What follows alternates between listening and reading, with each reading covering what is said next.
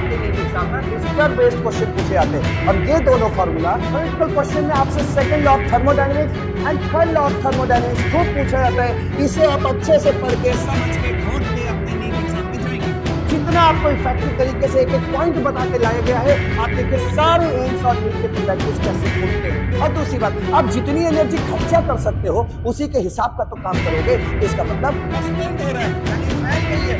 अगर टेस्ट फैल गई है तो यानी कि बढ़ रही है, तो डेफिनेटली वही स्पॉन्टेनियस प्रोसेस जैसा बिहेवियर देगा।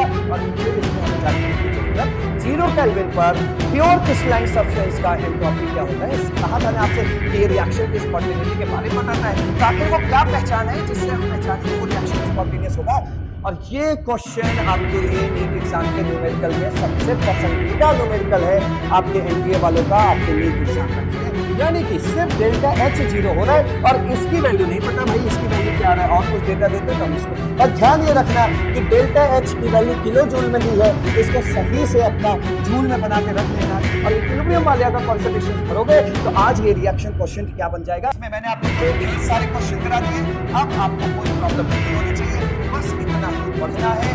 सब करवा दिया, सब करवा दिया, जो नीट के लिए जरूरी है सब करवा दिया, और सारी स्ट्रैटेजी भी बता दी। अब जाकर के फोड़ के आना। ओ भाई, आज ये important topic thermodynamics and thermochemistry का, एंट्रोपी और गिब्स फ्री एनर्जी, बहुत अच्छे से तैयार कर लेना, क्योंकि ये आपके नीट एग्जाम के लिए बहुत ज्यादा इंपॉर्टेंट है। आज के इस सेशन में आपको एक एक बातें बता दी जाएंगी जिस पर बेस्ड क्वेश्चंस आपके नीट एग्जाम में पूछे जाते हैं। तो हम लोगों को आज फटाफट बहुत इफेक्टिव तरीके से एंट्रोपी और गिब्स फ्री एनर्जी को तैयार करना है, वो भी कम टाइम में। कोई भी ऐसा पॉइंट नहीं छोड़ा जाएगा, यहां तक कि मैक्सिमम से मैक्सिमम पीवाईक्यू भी आपको इस सेशन में करवाया जाएगा, जिससे कि नीट के एग्जाम में आने वाला कोई क्वेश्चन हमारा गलत ना हो। तो चलिए स्टार्ट करते हैं आज का सेशन, जिसमें हम लोग ये 2 टॉपिक कवर करने वाले हैं, वो भी बहुत इफेक्टिव तरीके से। और इसमें सबसे पहले हम लोग बात कर लेते हैं एंट्रोपी की। और एंट्रोपी देखो आपको तभी समझ में आएगा जब आपको इसका कॉन्सेप्ट क्लियर होगा कि ये स्पॉन्टेनियस प्रोसेस क्या होता है या ये स्पॉन्टेनिटी क्या होती है। तो ध्यान से सुनना है, स्पॉन्टेनियस प्रोसेस क्या होता है। ऐसे प्रोसेस या ऐसे रिएक्शन जो अपने आप कंप्लीट हो जाती है, या स्टार्टिंग में उसे बस हल्के से हेल्प की जरूरत होती है और वो रिएक्शन पूरा कंप्लीट हो जाती है, वो प्रोसेस पूरा कंप्लीट हो जाता है। इस तरह के प्रोसेस को हम स्पॉन्टेनियस प्रोसेस कहते हैं। अगर वन लाइन में सम अप किया जाए तो जितने भी ऐसे प्रोसेसेस हैं जो अपने आप कंप्लीट हो जाते हैं या स्टार्टिंग में हल्के से हेल्प करने के बाद अपने आप पूरी रिएक्शन हो जाती है, तो इस तरह के प्रोसेस को हम लोग स्पॉन्टेनियस प्रोसेस कहते हैं। फॉर एग्जांपल, पहाड़ों से पानी का गिरना। क्या हम पहाड़ पे झाड़ू लगाने जा रहे हैं? नहीं, पहाड़ों से पानी अपने आप गिर रहा है, तो इसको क्या बोलेंगे? Spontaneous process. यहां से एक बात और समझ में आई कि जितने भी स्पॉन्टेनियस प्रोसेस होते हैं वो नेचुरल प्रोसेस होते हैं। कहने का मतलब all natural processes are spontaneous process. जैसे पहाड़ों से पानी का गिरना नेचुरल प्रोसेस है, तो ये स्पॉन्टेनियस प्रोसेस है। नदियों तालाबों का सूख जाना, इवेपोरेशन होना, पानी इवेपोरेट होकर ऊपर चला गया, तभी तो नदियां तालाब जो है सूख गए, उसमें पानी नहीं बचा, तो ये भी एक नेचुरल प्रोसेस है, मतलब ये एक स्पॉन्टेनियस प्रोसेस है। जैसे lightning of candle, lightning bye candle, मतलब मोमबत्ती का जलना। तो स्टार्टिंग में बस उसमें आपने क्या किया है, सिर्फ लाइट माचिस से उसमें आग लगाई है और फिर हटा दिया, और वो कैंडल, वो मोमबत्ती तब तक जलती रही जब तक कि वो पूरी तरीके से खत्म नहीं हो गई। तो इस तरह के प्रोसेस को हम लोग क्या बोलते हैं? इस तरह के प्रोसेस को हम स्पॉन्टेनियस प्रोसेस कहते हैं। जैसे हीट का मतलब हाई हीट से, हीट का हाई हीट वाली जगह से लो हीट वाली जगह पर जाना, ये एक नेचुरल प्रोसेस है। और नेचुरल प्रोसेस है तो ये भी क्या है? स्पॉन्टेनियस प्रोसेस है। जैसे हम लोग घर में सब्जी बनाते हुए कढ़ाई में वो चम्मच छोड़ देते हैं, तो जो चम्मच है उसका, तो जो चम्मच का मुंह है वो तो कढ़ाई में है, गर्म में है, लेकिन धीमे धीमे आप देखते हैं पूरी चम्मच गर्म हो चुकी होती है। तो वहां क्या हुआ? हाई हीट से लो हीट की तरफ हीट का ट्रांसफर हुआ है। तो इस तरह के नेचुरल प्रोसेस को हम लोग स्पॉन्टेनियस प्रोसेस कहते हैं। जैसे बर्निंग ऑफ कोल, कोयले का जलना। स्टार्टिंग में आपने कोयले में आग लगा दी और जब तक खाना पकता रहा तब तक वो कोयला जलता रहा, तो इस तरह के प्रोसेस को हम लोग क्या बोलते हैं? Spontaneous process. तो वन लाइन में अगर सम अप किया जाए तो स्पॉन्टेनियस प्रोसेस क्या होता है? ऐसे प्रोसेस जो अपने आप कंप्लीट हो जाते हैं या हल्का सा स्टार्टिंग में उन्हें जरूरत पड़ती है उस रिएक्शन को स्टार्ट करने के लिए, और फिर वो रिएक्शन पूरे अपने आप कंप्लीट होती है। इस तरह के प्रोसेस को हम स्पॉन्टेनियस प्रोसेस कहते हैं। अब बात कर लेते हैं नॉन स्पॉन्टेनियस प्रोसेस से जाने से पहले जो मैंने इतनी देर बोला है उस वही चीज इसमें लिखा हुआ है, ठीक है। लेकिन इसमें एक बात हम लोग लेके अंदर चलेंगे जिसकी जरूरत पड़ेगी।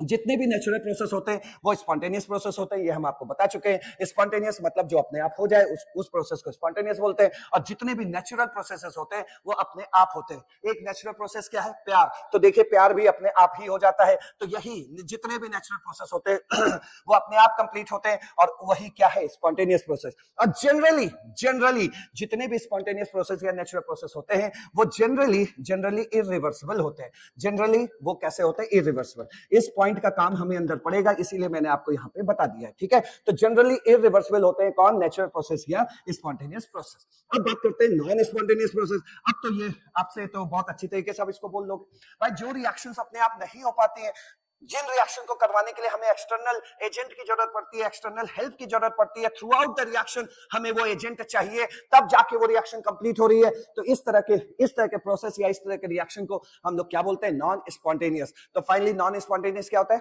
ऐसी रिएक्शन जो अपने आप कंप्लीट नहीं होती उसे हम नॉन स्पॉन्टेनियस बोलते हैं, और ऐसी रिएक्शन जो अपने आप कंप्लीट हो जाती है उसे हम स्पॉन्टेनियस प्रोसेस कहते हैं। अब बढ़ते हैं आगे। अब आ जाते हैं सेकंड पॉइंट पे, और ये वाला पॉइंट आपको अपने नीट एग्जाम के लिए अच्छे से तैयार करके जाना है। कई दफा सेम लाइन आपके नीट एग्जाम में पूछा गया, आप अपने पीवाईक्यूज देख सकते हैं। तो बहुत अच्छे से ये वाला पॉइंट समझना। और ये पॉइंट क्या है? आपसे ये कहा जा रहा है कि किसी भी रिएक्शन के स्पॉन्टेनियस होने का क्राइटेरिया क्या है। हम कैसे पहचानेंगे कि ये रिएक्शन स्पॉन्टेनियस होगी या नहीं होगी? तो यहां पे आप पढ़ने जा रहे हैं criteria for a process to be spontaneous. किसी भी रिएक्शन के स्पॉन्टेनियस होने का क्राइटेरिया क्या है? तो देखिए भाई, दो क्राइटेरिया है, पहला और दूसरा। पहला क्राइटेरिया क्या है? Energy factor. एनर्जी फैक्टर का मतलब कोई भी रिएक्शन स्पॉन्टेनियस तब होगी जब वो एनर्जी रिलीज कर रही होगी। मतलब एक्सोथर्मिक प्रोसेस वाले जितने भी रिएक्शंस होते हैं वो सब के सब स्पॉन्टेनियस होते हैं। आइए इस बात को हम आपको फिजिक्स से समझा देते हैं। देखो भाई, ये हमारे पास मान लो एक पहाड़ है, ठीक है, ये पहाड़ है, ठीक। अब इस पहाड़ पे क्या है कि यहां पर हमने एक पत्थर रखा है, या पानी भी फील कर लो। तो ये जो पत्थर है वो किस हाइट पे है? मान लिया कि इस पहाड़ की जो हाइट है वो कितना है भाई? h है। तो इस समय अगर मैं आपसे पूछूं कि पत्थर के अंदर कितनी एनर्जी है, तो आप कहेंगे देखिए सर ये पत्थर रुका हुआ है, बस हाइट पे है, तो इसके अंदर मात्र पोटेंशियल एनर्जी होगी, और वो पोटेंशियल एनर्जी होगी mgh। होगी कि नहीं होगी? फिर कुछ हवा चली भाई, हवा चलने के बाद क्या हुआ? ये पत्थर लुढ़क गया ऊपर से, और लुढ़कते हुए जाके जहां वो अपने आप को रोका उस जगह उसने अपने आप को स्टेबल फील किया। अब इसके बाद ये पत्थर नहीं लुढ़केगा इधर उधर, ठीक है। लेकिन जब पत्थर ऊपर से नीचे आ गया, तो आप बताइए यहां पर जब पत्थर नीचे आ गया तो यहाँ पे h हाइट तो है ही नहीं, h जीरो है। तो इस तरह इसके अंदर पोटेंशियल एनर्जी कितना हुआ? जीरो हो गया। कैसे जीरो हो गया? जब h बराबर जीरो पुट करोगे तो पूरा mgh क्या हो जाएगा? जीरो हो जाएगा। अब आप यहां से अकल लगा सकते हैं कि ये पत्थर स्टेबल तब हुआ जब इसने अपने अंदर की जितनी भी एनर्जी थी वो सब के सब निकाल दिया। देखो, पहले उसके अंदर एनर्जी थी, mgh था, अब उसके अंदर कोई भी एनर्जी नहीं है। तो सिस्टम या चीज स्टेबल तब होगा जब उसके अंदर एनर्जी कम से कम हो। क्लियर हुआ? और अब इसी फिजिक्स को हम लोग केमिस्ट्री में उठा के ले चले तो एनर्जी मिनिमाइज करना, ये तो एक्सोथर्मिक रिएक्शन की कहानी होती है ना। एक्सोथर्मिक प्रोसेस, जितने भी ऊष्मा छेपी प्रोसेस होते हैं एक्सोथर्मिक, वही तो हीट रिलीज करते हैं। क्लियर? तो यहां से हमें समझ आ गया कि भैया पूरे रास्ते के दौरान हीट रिलीज हो रही होगी, जो भी एनर्जी है वो रिलीज हो रही होगी, तभी तो एनर्जी घट के जीरो हो गया। तो यहां से इस फिजिक्स से हम लोग अपने केमिस्ट्री में बात लेके आते हैं कि भैया हीट क्या होनी चाहिए? हीट क्या होनी चाहिए? रिलीज होनी चाहिए। और हीट रिलीज होनी चाहिए, इसका मतलब क्या हो गया कि वो प्रोसेस कैसा होना चाहिए? एक्सोथर्मिक। यानी कि हम यहां से कह सकते हैं कि ऐसे प्रोसेस, ऐसी रिएक्शन जो एक्सोथर्मिक होती हैं वो स्पॉन्टेनियस प्रोसेस होते हैं। क्यों? क्योंकि एक्सोथर्मिक प्रोसेस में एनर्जी क्या है? रिलीज होती है। और जब एनर्जी रिलीज होती है और वो अपने मिनिमम एनर्जी पे जब पहुंचती है तो इसका मतलब वो मैक्सिमम स्टेबल हो रही है। मैक्सिमम स्टेबल हो रही है, क्योंकि हमें पता है स्टेबिलिटी और एनर्जी में उल्टा रिलेशन होता है। अगर एनर्जी कम है तो स्टेबिलिटी ज्यादा है। तो इस तरह यहां से एक पॉइंट निकल के आ गया एक्सोथर्मिक। फिर देखिए, अब आपके पास आखिर इसकी जरूरत क्यों पड़ी वो भी देखिए। एक नेचुरल प्रोसेस है, देखिए H2O लिक्विड का वेपराइज होना, H2O वेपर में जाना। अब एक बात बताइए, यहां पे क्या हो रहा है? आप भी जानते हैं लिक्विड के पार्टिकल पास पास होते हैं, जानते हैं। और यहां देखो ये वेपर मतलब गैस है, यानी गैस के पार्टिकल दूर दूर होते हैं। इसका मतलब डेफिनेटली वहां तो बॉन्ड टूट रहा है, और बॉन्ड तभी टूटता है जब आप वहां पे हीट सप्लाई करते हो, जब वहां आप उस प्रोसेस में हीट सप्लाई करते हो। तो जब प्रोसेस में हीट सप्लाई कर रहे हो तो ये तो प्रोसेस बन गया एंडोथर्मिक। क्यों? क्योंकि पार्टिकल दूर हो रहे हैं, बॉन्ड टूट रहा है, तो ये तो प्रोसेस एंडोथर्मिक हो गया। और एंडोथर्मिक है प्रोसेस, तब भी ये नेचुरल प्रोसेस है। हाँ भाई, नदियों तालाबों से पानी का सूख जाना ये नेचुरल प्रोसेस ही तो है, लेकिन ये नेचुरल प्रोसेस कब हो रहा है? जब वो एंडोथर्मिक बन रही है। जनरली जितने भी नेचुरल प्रोसेस होते हैं वो एक्सोथर्मिक होते हैं, लेकिन उसमें जनरली बोला गया जनरली। तो यहां आप खुद देख सकते हैं कि भाई ये एक नेचुरल प्रोसेस है, स्पॉन्टेनियस है, लेकिन फिर भी ये एंडोथर्मिक है। तो यानी कि ये होल एंड सोल क्राइटेरिया नहीं है, कोई दूसरा चेहरा भी है जो उस रिएक्शन को स्पॉन्टेनियस बना रहा है, और वो चेहरा क्या है? एंट्रोपी। एंट्रोपी क्या होती है? भड़भड़पन, मतलब इधर उधर भागना, अव्यवस्था को एंट्रोपी कहते हैं। यहां पे क्या हो रहा है? भड़बड़ ही हो रहा है। लिक्विड के पार्टिकल पास पास थे, अब उसमें तूफान आ गया, लिक्विड के पार्टिकल दूर हो रहे हैं, और जब लिक्विड के पार्टिकल दूर हो रहे हैं तो किस में कन्वर्ट हो रहे हैं? गैस में कन्वर्ट हो रहे हैं। मतलब रैंडमनेस बढ़ रही है पार्टिकल्स की, पार्टिकल्स के इधर उधर भाग रहे हैं, अव्यवस्था फैल रही है, इसी को हम लोग क्या बोलते हैं? एंट्रोपी कहते हैं। तो इसका मतलब ये एक्सोथर्मिक होना, एनर्जी को कम करना ही सिर्फ होल एंड सोल क्राइटेरिया नहीं है, एक और क्राइटेरिया है, एक और चेहरा है, और वो है एंट्रोपी। वो क्या है? एंट्रोपी। क्योंकि देखिए यहां पे रैंडमनेस बढ़ रही है, पहले H2O के पार्टिकल क्या थे? एकदम पास पास थे, अब जैसे ही गैस बने होंगे तो वो पार्टिकल से दूर दूर हो गए होंगे, यानी कि यहाँ बॉन्ड टूट रहा है, यानी कि ये एंडोथर्मिक है। नेचुरल होते हुए भी एंडोथर्मिक है, इसलिए हम खाली एक्सो के भरोसे नहीं रह सकते, हमें कोई दूसरा फैक्टर भी देखना पड़ेगा। और चूंकि यहाँ भड़बड़नेस बढ़ रही है, अव्यवस्था बढ़ रही है, लोग भाग रहे हैं, और इसी भागने को, इधर उधर भागने को हम लोग कहते हैं entropy. Randomness, degree of randomness, degree of अव्यवस्था, क्लियर, उसको हम लोग बोलते हैं एंट्रोपी। यानी कि एंट्रोपी फैक्टर भी होता है। तो यहाँ पे क्या है? Tendency to attain maximum randomness. ये देख लीजिए आप खुद ही, ये टेंडेंसी क्या है? Maximum randomness. बहुत अव्यवस्था फैलेगी इसमें, गैस के पार्टिकल इधर उधर भागेंगे तो अव्यवस्था फैल रही है, और इसी अव्यवस्था को, डिग्री ऑफ रैंडमनेस को एंट्रोपी कहते हैं। इसका मतलब अव्यवस्था फैलेगी, रैंडमनेस बढ़ेगी तो एंट्रोपी भी बढ़ेगी।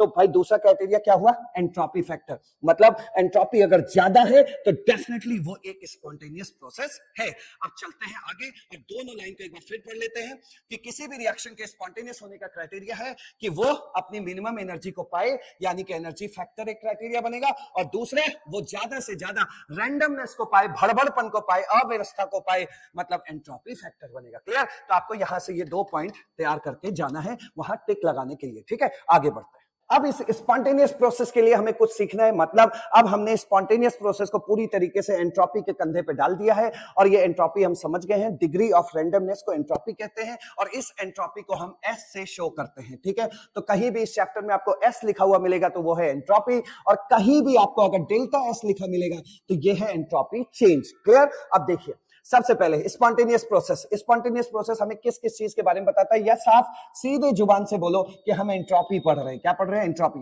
तो एंट्रोपी क्या बताता है भाई? डिग्री ऑफ रैंडमनेस को मेजर करता है कि कितनी वहां अव्यवस्था फैली है। दूसरा, एंट्रोपी चेंज निकालने का ये फॉर्मूला है जो डायरेक्ट आपको रटना है कि एंट्रोपी चेंज बराबर Q रिवर्सिबल बाई T। इसी पे मैं अभी आपसे फॉर्मूला बनवाऊंगा, तो ये डायरेक्ट आपको याद करना है, डेल्टा एस एंट्रोपी चेंज बराबर Q रिवर्सिबल बाई T। तीसरा, आपको इसका यूनिट तैयार करना है। Q है तो डेफिनेटली ये एनर्जी की यूनिट है, जूल वगैरह होगा, और नीचे ये टेम्परेचर है तो टेम्परेचर भाई कैपिटल T है तो आप केल्विन रख लो, तो जूल पर केल्विन हो गया, या कैलोरी पर केल्विन हो गया, या किलो जूल पर केल्विन हो गया, कुछ भी हो गया, तो इसका यूनिट तो बहुत इजी है। तीसरा, ये जो एंट्रोपी चेंज है डेल्टा एस, वो कैसे निकालते हैं? S final minus S initial. Short में आप इस तरह लिख लेना, S F minus S initial. ये हो गया आपका एंट्रोपी चेंज निकालने का तरीका। और पांचवा, ये स्टेट फंक्शन होता है, मतलब एंट्रोपी सिर्फ इनिशियल और फाइनल स्टेट पे डिपेंड करता है, बीच में वो कैसे वो स्टेट पाई गई है उस रास्ते पे, उस पाथ पे डिपेंड नहीं करता। तो ये एंट्रोपी क्या होता है? स्टेट फंक्शन होता है जो इनिशियल एंड फाइनल स्टेट पे डिपेंड करता है। दूसरा, एक्सटेंसिव प्रॉपर्टी है, मतलब सिस्टम के अंदर जो मास है उस मास पर ये प्रॉपर्टी डिपेंड करती है। अगर मास ज्यादा है और भड़बड़नेस ज्यादा है तो डेफिनेटली एंट्रोपी ज्यादा होगी।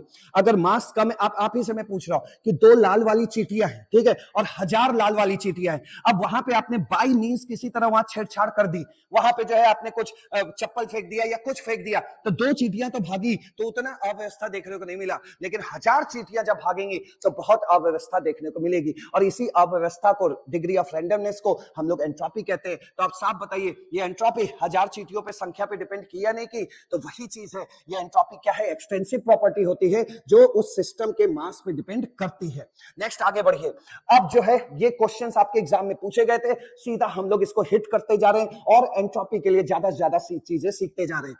सबसे पहले देखिए, अगर आपसे स्टेट की बात की जाए कि किस स्टेट की एंट्रोपी, किस स्टेट की भड़बड़नेस ज्यादा होती है, तो वो गैस की ज्यादा होती है, क्योंकि गैस के पार्टिकल दूर दूर होते हैं, इनमें उतना फोर्स ऑफ अट्रैक्शन नहीं होता, तो ये लोग खूब इधर उधर भागते हैं, तो इसको क्या बोलते हैं? सबसे ज्यादा गैस की एंट्रोपी एंट्रोपी होगी। क्लियर?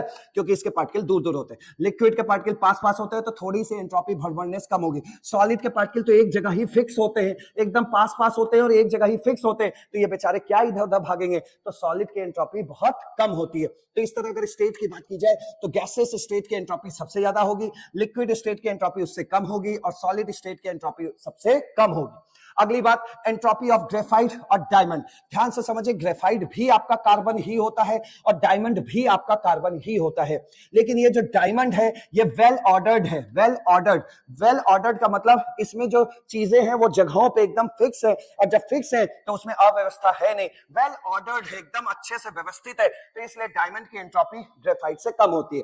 इसकी वजह ये क्यों इस तरह व्यवस्थित है उसको भी समझ लीजिए। जो ग्रेफाइट होता है, ग्रेफाइट वो भी कार्बन होता है, और जो डायमंड होता है वो भी कार्बन ही होता है।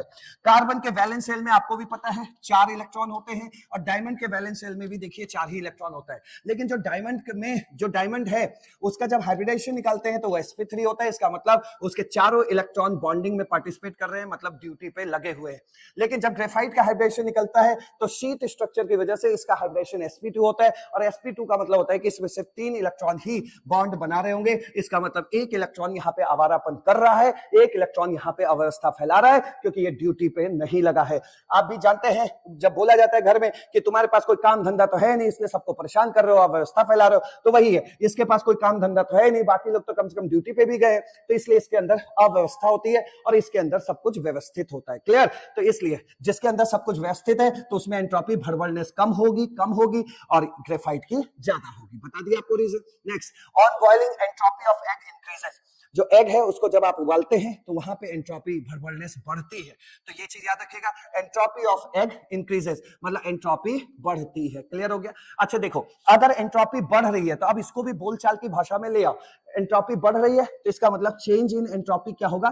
पॉजिटिव होगा कि नहीं होगा? आप खुद बताइए। क्यों? क्योंकि एंट्रोपी चेंज होता क्या है? एस फाइनल देखो, S final minus S initial, यही तो आपसे कहा जा रहा है। क्या कहा जा रहा है? एंट्रोपी बढ़ रही है, यानी कि पहले एंट्रोपी कम थी तो हमने छोटा सा एस बनाया, और बाद में एंट्रोपी बढ़ गई तो ज्यादा हो गया तो बड़ा एस बनाया, और बड़े में से छोटा घटाओगे तो मेरे भाई पॉजिटिव ही तो आएगा। इसलिए जब भी एंट्रोपी बढ़ती है तो डेल्टा एस क्या होता है? पॉजिटिव। और कई बार आपको एग्जाम में ये ऐसा लिखा मिलेगा, delta S greater than 0। Clear? तो इसके लिए आपको तैयार रहना है। ठीक है भाई? तो यहां पे ये हो गया ये वाला पॉइंट। अब आगे बढ़ते हैं। On stretching entropy of rubber decreases. जब हम रबर को खींचते हैं तो इसका मतलब जिस पार्टिकल को जहां जाना था वहां जा चुका है, अब वो सब पार्टिकल अपने आप में फिक्स हो चुका है, फिक्स हो गया पार्टिकल, जिसको जहां जाना था चला गया, अब वहां पे भड़बड़नेस नहीं है। और जब वहां भड़बड़नेस नहीं है तो इसका मतलब क्या है? इसका मतलब क्या है? एंट्रोपी घट गई है। या आप ऐसे भी सीख सकते हैं, जैसे मान लीजिए कि हमने रबर को खींचा नहीं है, थोड़ा सा खींचा है, तो उसको ऐसे छू करके छोड़ दो तो वो भड़बड़ करने लगे, लेकिन एकदम रबर को टाइट कर दिया है तो उसको हल्का सा भी इधर उधर करोगे तो वो ज्यादा भड़बड़नेस नहीं होगी। तो इसीलिए जब भी आप रबर को खींचते हैं तो एंट्रोपी क्या हो जाती है? डिक्रीज हो जाती है। पेन का कलर चेंज कर देना चाहिए, यहाँ पे एंट्रोपी क्या हो जा रही है? डिक्रीज हो जा रही है। क्लियर हो गया? आगे बढ़ते हैं। अब आगे बढ़ते हुए हम लोग इस पॉइंट पे जा रहे हैं कि एंट्रोपी प्रोपोर्शनल टू टेम्परेचर। देखिए, आपके नीट एग्जाम के लिए इस चीज को आप डायरेक्ट तैयार करना है, और लेकिन अगर आप जेई के स्टूडेंट होते तो हमें यहाँ पे ये बोलना होता है कि ये जो बात है ये बात हाई टेम्परेचर पे लागू है, मतलब जब वहां टेम्परेचर खूब ज्यादा पहले से तो वहां पे ये डायरेक्टली प्रोपोर्शनल होता है। अगर टेम्परेचर कम होगा तो ये डायरेक्टली प्रोपोर्शनल नहीं होता है। बट आप अपने नीट एग्जाम के लिए, आपके जो नीट एग्जाम में क्वेश्चंस पूछे जाते हैं वो इसी पर बेस्ड पूछे जाते हैं, तो डायरेक्ट याद रखना है कि एंट्रोपी प्रोपोर्शनल टू टेम्परेचर होता है, मतलब टेम्परेचर बढ़ाएंगे तो भड़बड़नेस बढ़ेगी। कहने का मतलब आप खुद सोचिए, 1000 लोग बैठे हुए हैं, वहां पे आग लग गई तो लोग इधर उधर भागने लगे कि नहीं? वहां पे रैंडमनेस हमें ज्यादा देखने को मिलेगी, अव्यवस्था ज्यादा देखने को मिलेगी। इसका मतलब एंट्रोपी क्या है? बढ़ रहा है। तो टेम्परेचर जब बढ़ाएंगे तो क्या है? एंट्रोपी बढ़ेगी। या आप ऐसे देख सकते हैं, चाय का बनना देख लो। अब चाय में आपने जो है पानी डाला, चाय पत्ती डाल दिया, ठीक है, चीनी डाल दिया, तो चीनी तो चलो आपको नहीं दिख पाती चाय में, लेकिन चाय की पत्ती दिखती है ना। अब आपने उसको हीट दिया तो आप खुद देख लीजिए, चाय की पत्तियां एकदम भागने लगी है, इधर उधर आपस में टकरा रही है और चाय को ब्राउन कलर में कन्वर्ट कर रही है। तो क्या है? भड़बड़नेस बढ़ गया है। टेम्परेचर बढ़ाने से रैंडमनेस बढ़ गया है तो एंट्रोपी बढ़ती है। तो टेम्परेचर बढ़ाने से एंट्रोपी क्या होती है? इंक्रीज होती है। यहाँ पे आप साफ देख सकते हैं, अगर मैं पूछूं कि इस प्रोसेस में एंट्रोपी बढ़ रही है घट रही है तो आप कहेंगे देखिए सर, आप टेम्परेचर को बढ़ा रहे हैं तो इसलिए यहाँ पे एंट्रोपी बढ़ रही है, और एंट्रोपी अगर बढ़ रही है तो इसका मतलब चेंज इन एंट्रोपी क्या होगी? पॉजिटिव होगी। होगी कि नहीं होगी? तो इस तरह आपको ये तैयार करना है। अब मुझसे आप यहाँ पे एक क्वेश्चन जरूर ये पूछ सकते हैं, बिल्कुल पूछिए, जरूरी भी है पूछना। आप ये क्वेश्चन मुझसे यहाँ पे इसलिए पूछ सकते हैं कि सर एक बात बताइए, जो एंट्रोपी चेंज का फॉर्मूला होता है वो होता है Q/T। अब आप कह रहे हैं कि टेम्परेचर डायरेक्टली प्रोपोर्शनल होता है, इस फॉर्मूले में देखिए तो इनवर्सली प्रोपोर्शनल है, और इनवर्सली प्रोपोर्शनल है तो इसका तो ये मतलब हुआ ना कि टेम्परेचर बढ़ाएंगे तो एंट्रोपी घटेगी, और आप कह रहे हैं टेम्परेचर बढ़ाएंगे तो एंट्रोपी बढ़ेगी। जरा ध्यान से देखो, अगर आप टेम्परेचर बढ़ा रहे हो किसी चीज का, इसका मतलब आप उसको हीट दे रहे हो मेरे भाई, हीट दे रहे हो। तो देखिए यहाँ पे हीट ज्यादा देते हो और टेम्परेचर जितना हीट दे रहे हो उतना टेम्परेचर नहीं बढ़ता है, टेम्परेचर थोड़ा कम बढ़ता है। इसका मतलब समझिए कि ये जो ऊपर है, जो एक ये डिनोमिनेटर में है और ये ऊपर की ओर है, ठीक है, ये डिनोमिनेटर में है, ठीक है, और ये ऊपर है, तो ऊपर वाली चीज ज्यादा बढ़ रही है और डिनोमिनेटर वाली चीज कम बढ़ रही है। तो ओवरऑल देखो बढ़ती तो है, माना कि इन दोनों ने इतने हिस्से को काट दिया भैया, ठीक है, तो ये देखो इतनी बढ़ती तो दिखाई दे रही है एंट्रोपी को, तो ये चीज है, ठीक है। तो इसको आप इनवर्सली ना समझे, इसको बढ़ाने घटाने वाला चीज इसकी खोपड़ी पे बैठा है, ऐसे सोचा जाता है। क्लियर हो गया? चलिए आगे बढ़ते हैं, नेक्स्ट पॉइंट पे चलते हैं। अब हम लोग देख लेते हैं कि नीट एग्जाम में आने वाले एंट्रोपी पर बेस्ड न्यूमेरिकल्स को और थ्योरेटिकल क्वेश्चंस को हम कैसे फटाफट सॉल्व करना है, उसमें सबसे पहले बात कर लेते हैं न्यूमेरिकल क्वेश्चंस की। न्यूमेरिकल क्वेश्चन में देखिए एक फॉर्मूला अभी हम लोग सीख करके आए हैं, वो है डेल्टा S बराबर Q रिवर्सिबल बाई T। ये वाला फॉर्मूला हम लोग सीख के आए हैं। अब भाई ये फॉर्मूला चाहे सिस्टम पे लगा लो चाहे सराउंडिंग पे लगा लो, आपसे सिस्टम का ही हमेशा पूछा जाता है, तो यहाँ पे हमें सिस्टम लिखने में कोई गुरेज नहीं होना चाहिए। तो entropy change of the system equal to Q reversible by T। अब देखिए जो आपके नीट एग्जाम में क्वेश्चन पूछा जाता है वो इस पर भी बेस्ड क्वेश्चन पूछा जाता है, अभी आपको इसका एक नए फॉर्मूले दिखाएंगे, लेकिन आपके नीट एग्जाम में इस पर बेस्ड क्वेश्चन पूछे जाते हैं और ये दोनों फॉर्मूला इस फॉर्मूले को इंटीग्रेट करके लाया गया है। अब नीट एग्जाम में 1 मिनट का टाइम रहेगा, तो भैया इस फॉर्मूले को इंटीग्रेट करके तो फॉर्मूला नहीं बनाओगे ना। तो ओवरऑल कहने का मतलब ये है कि एंट्रोपी चेंज ऑफ सिस्टम या सराउंडिंग निकालना हुआ तो भाई आपको ये फॉर्मूला रट के घोंट के जाना है, और ये फॉर्मूला याद करना बहुत आसान है, आपको मैं सिखा दे रहा हूं कैसे आपको फॉर्मूले को तैयार करना है। देखिए भाई, अगर न्यूमेरिकल में टेम्परेचर और वॉल्यूम चेंज हो रहा हो, अगर न्यूमेरिकल में टेम्परेचर और वॉल्यूम चेंज हो रहा हो तो सिस्टम की एंट्रोपी चेंज के लिए आपको यह फॉर्मूला लगाना है। अगर न्यूमेरिकल में टेम्परेचर और प्रेशर चेंज हो रहा हो, वॉल्यूम कांस्टेंट हो, टेम्परेचर और प्रेशर चेंज हो रहा हो, तो सिस्टम की एंट्रोपी निकालने के लिए आपको यह वाला फॉर्मूला लगाना है। देखिए आपके पास 3 वेरिएबल है, प्रेशर, वॉल्यूम, टेम्परेचर। तो यहां पर मान के चलिए कि अगर टेम्परेचर और वॉल्यूम के टर्म्स ही दिखाई दे रहे हैं तो डेफिनेटली यहाँ प्रेशर कांस्टेंट रहा होगा, और अगर आपको यहाँ पे टेम्परेचर और प्रेशर के टर्म्स दिखाई दे रहे हैं तो डेफिनेटली यहाँ पे वॉल्यूम कांस्टेंट रखा गया होगा। ठीक है भाई, तो ये 2 चीजें आपने सीख ली। तीसरी बात सीखिए फॉर्मूला कैसे तैयार करेंगे। एंट्रोपी चेंज ऑफ सिस्टम तब जब टेम्परेचर और वॉल्यूम चेंज हो रहा हो तो आपको फॉर्मूला लगाना है NCV ln T2/T1 plus NR ln V2/V1। यहाँ N क्या है? उस सिस्टम का मोल, सिस्टम गैस भी हो सकता है, लिक्विड भी हो सकता है, कुछ भी हो सकता है, उसका मोल है। दूसरा CV क्या है? Molar heat capacity at constant volume. ध्यान से देखिए, जब वॉल्यूम चेंज हो रहा होगा, जब ये वाला टर्म आपके फॉर्मूले में आ रहा है तो यहां पर आपको CV रखना है, लेकिन अगर आपको प्रेशर का टर्म आ रहा होगा तो यहां पे आपको CP रखना है, molar heat capacity at constant pressure. ठीक है, तो पहले इस फॉर्मूले की बात कर लेते हैं। N हो गया सिस्टम का मोल, CV हो गया molar heat capacity at constant volume, ln वही आपका लॉग वाला, और T2/T1 है तो आपको भी पता है T1 क्या होगा, इनिशियल टेम्परेचर, और T2 क्या होगा, फाइनल टेम्परेचर। इस वाले टर्म में आपको एक टर्म और ऐड कर देना है और वो है NR ln V2/V1। N क्या है? सिस्टम का मोल। R क्या है? Gas constant. अगर पूरा सिस्टम, पूरा चीज जो है जूल में खेल रहा होगा तो R की वैल्यू आप 8.3 पुट करेंगे, लेकिन अगर पूरा सिस्टम जो है वो कैलोरी में, वहां पे एनर्जी वगैरह की बातें हो रही होंगी तो R की वैल्यू आपको 2 पुट करना है, और ln V2/V1, V1 क्या है? इनिशियल वॉल्यूम, और V2 क्या है? Final volume. तो बहुत आसान फॉर्मूला है, आपको ये फॉर्मूला तुरंत तैयार हो जाएगा। जब आपका टेम्परेचर और प्रेशर में बदलाव देखने को मिलेगा तो आप टेम्परेचर और प्रेशर वाला फॉर्मूला लगाएंगे। बस फर्क यही है कि प्रेशर आएगा तो यहाँ CP हो जाएगा, और यहाँ वॉल्यूम में V2 ऊपर होता था, यहाँ पर P1 इनिशियल प्रेशर ऊपर होगा, तो यहाँ V2/V1 है, वहां P1/P2 है। जब हम वॉल्यूम को वेरी करके, मतलब चेंज करके इंटीग्रेट कर रहे थे तो V2/V1 आया था, लेकिन जब प्रेशर बदल रहा था और उसको इंटीग्रेट वगैरह करेंगे तो P1 ऊपर आएगा, P2 नीचे आएगा।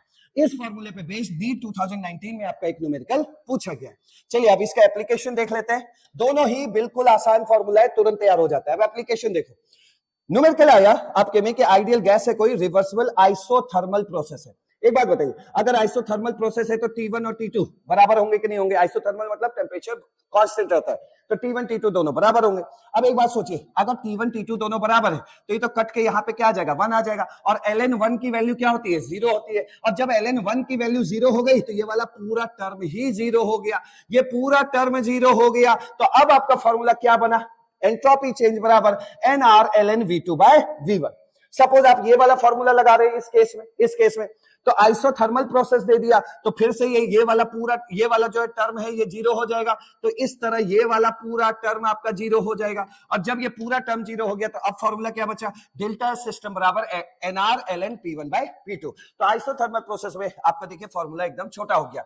वॉल्यूम में खेल कर रहा होगा तो ये वाला फॉर्मूला, प्रेशर में खेल कर रहा होगा तो ये वाला फॉर्मूला, वॉल्यूम में खेल कर रहा होगा तो ये वाला फॉर्मूला, प्रेशर में खेल कर रहा होगा तो ये वाला फॉर्मूला। ठीक है, नेक्स्ट देखो जरा, इसी में और आगे बढ़ते हैं। कहता है आइसोकोरिक प्रोसेस है। आइसोकोरिक का मतलब क्या होता है, सेम वॉल्यूम यानी कि कांस्टेंट वॉल्यूम, यही होता है।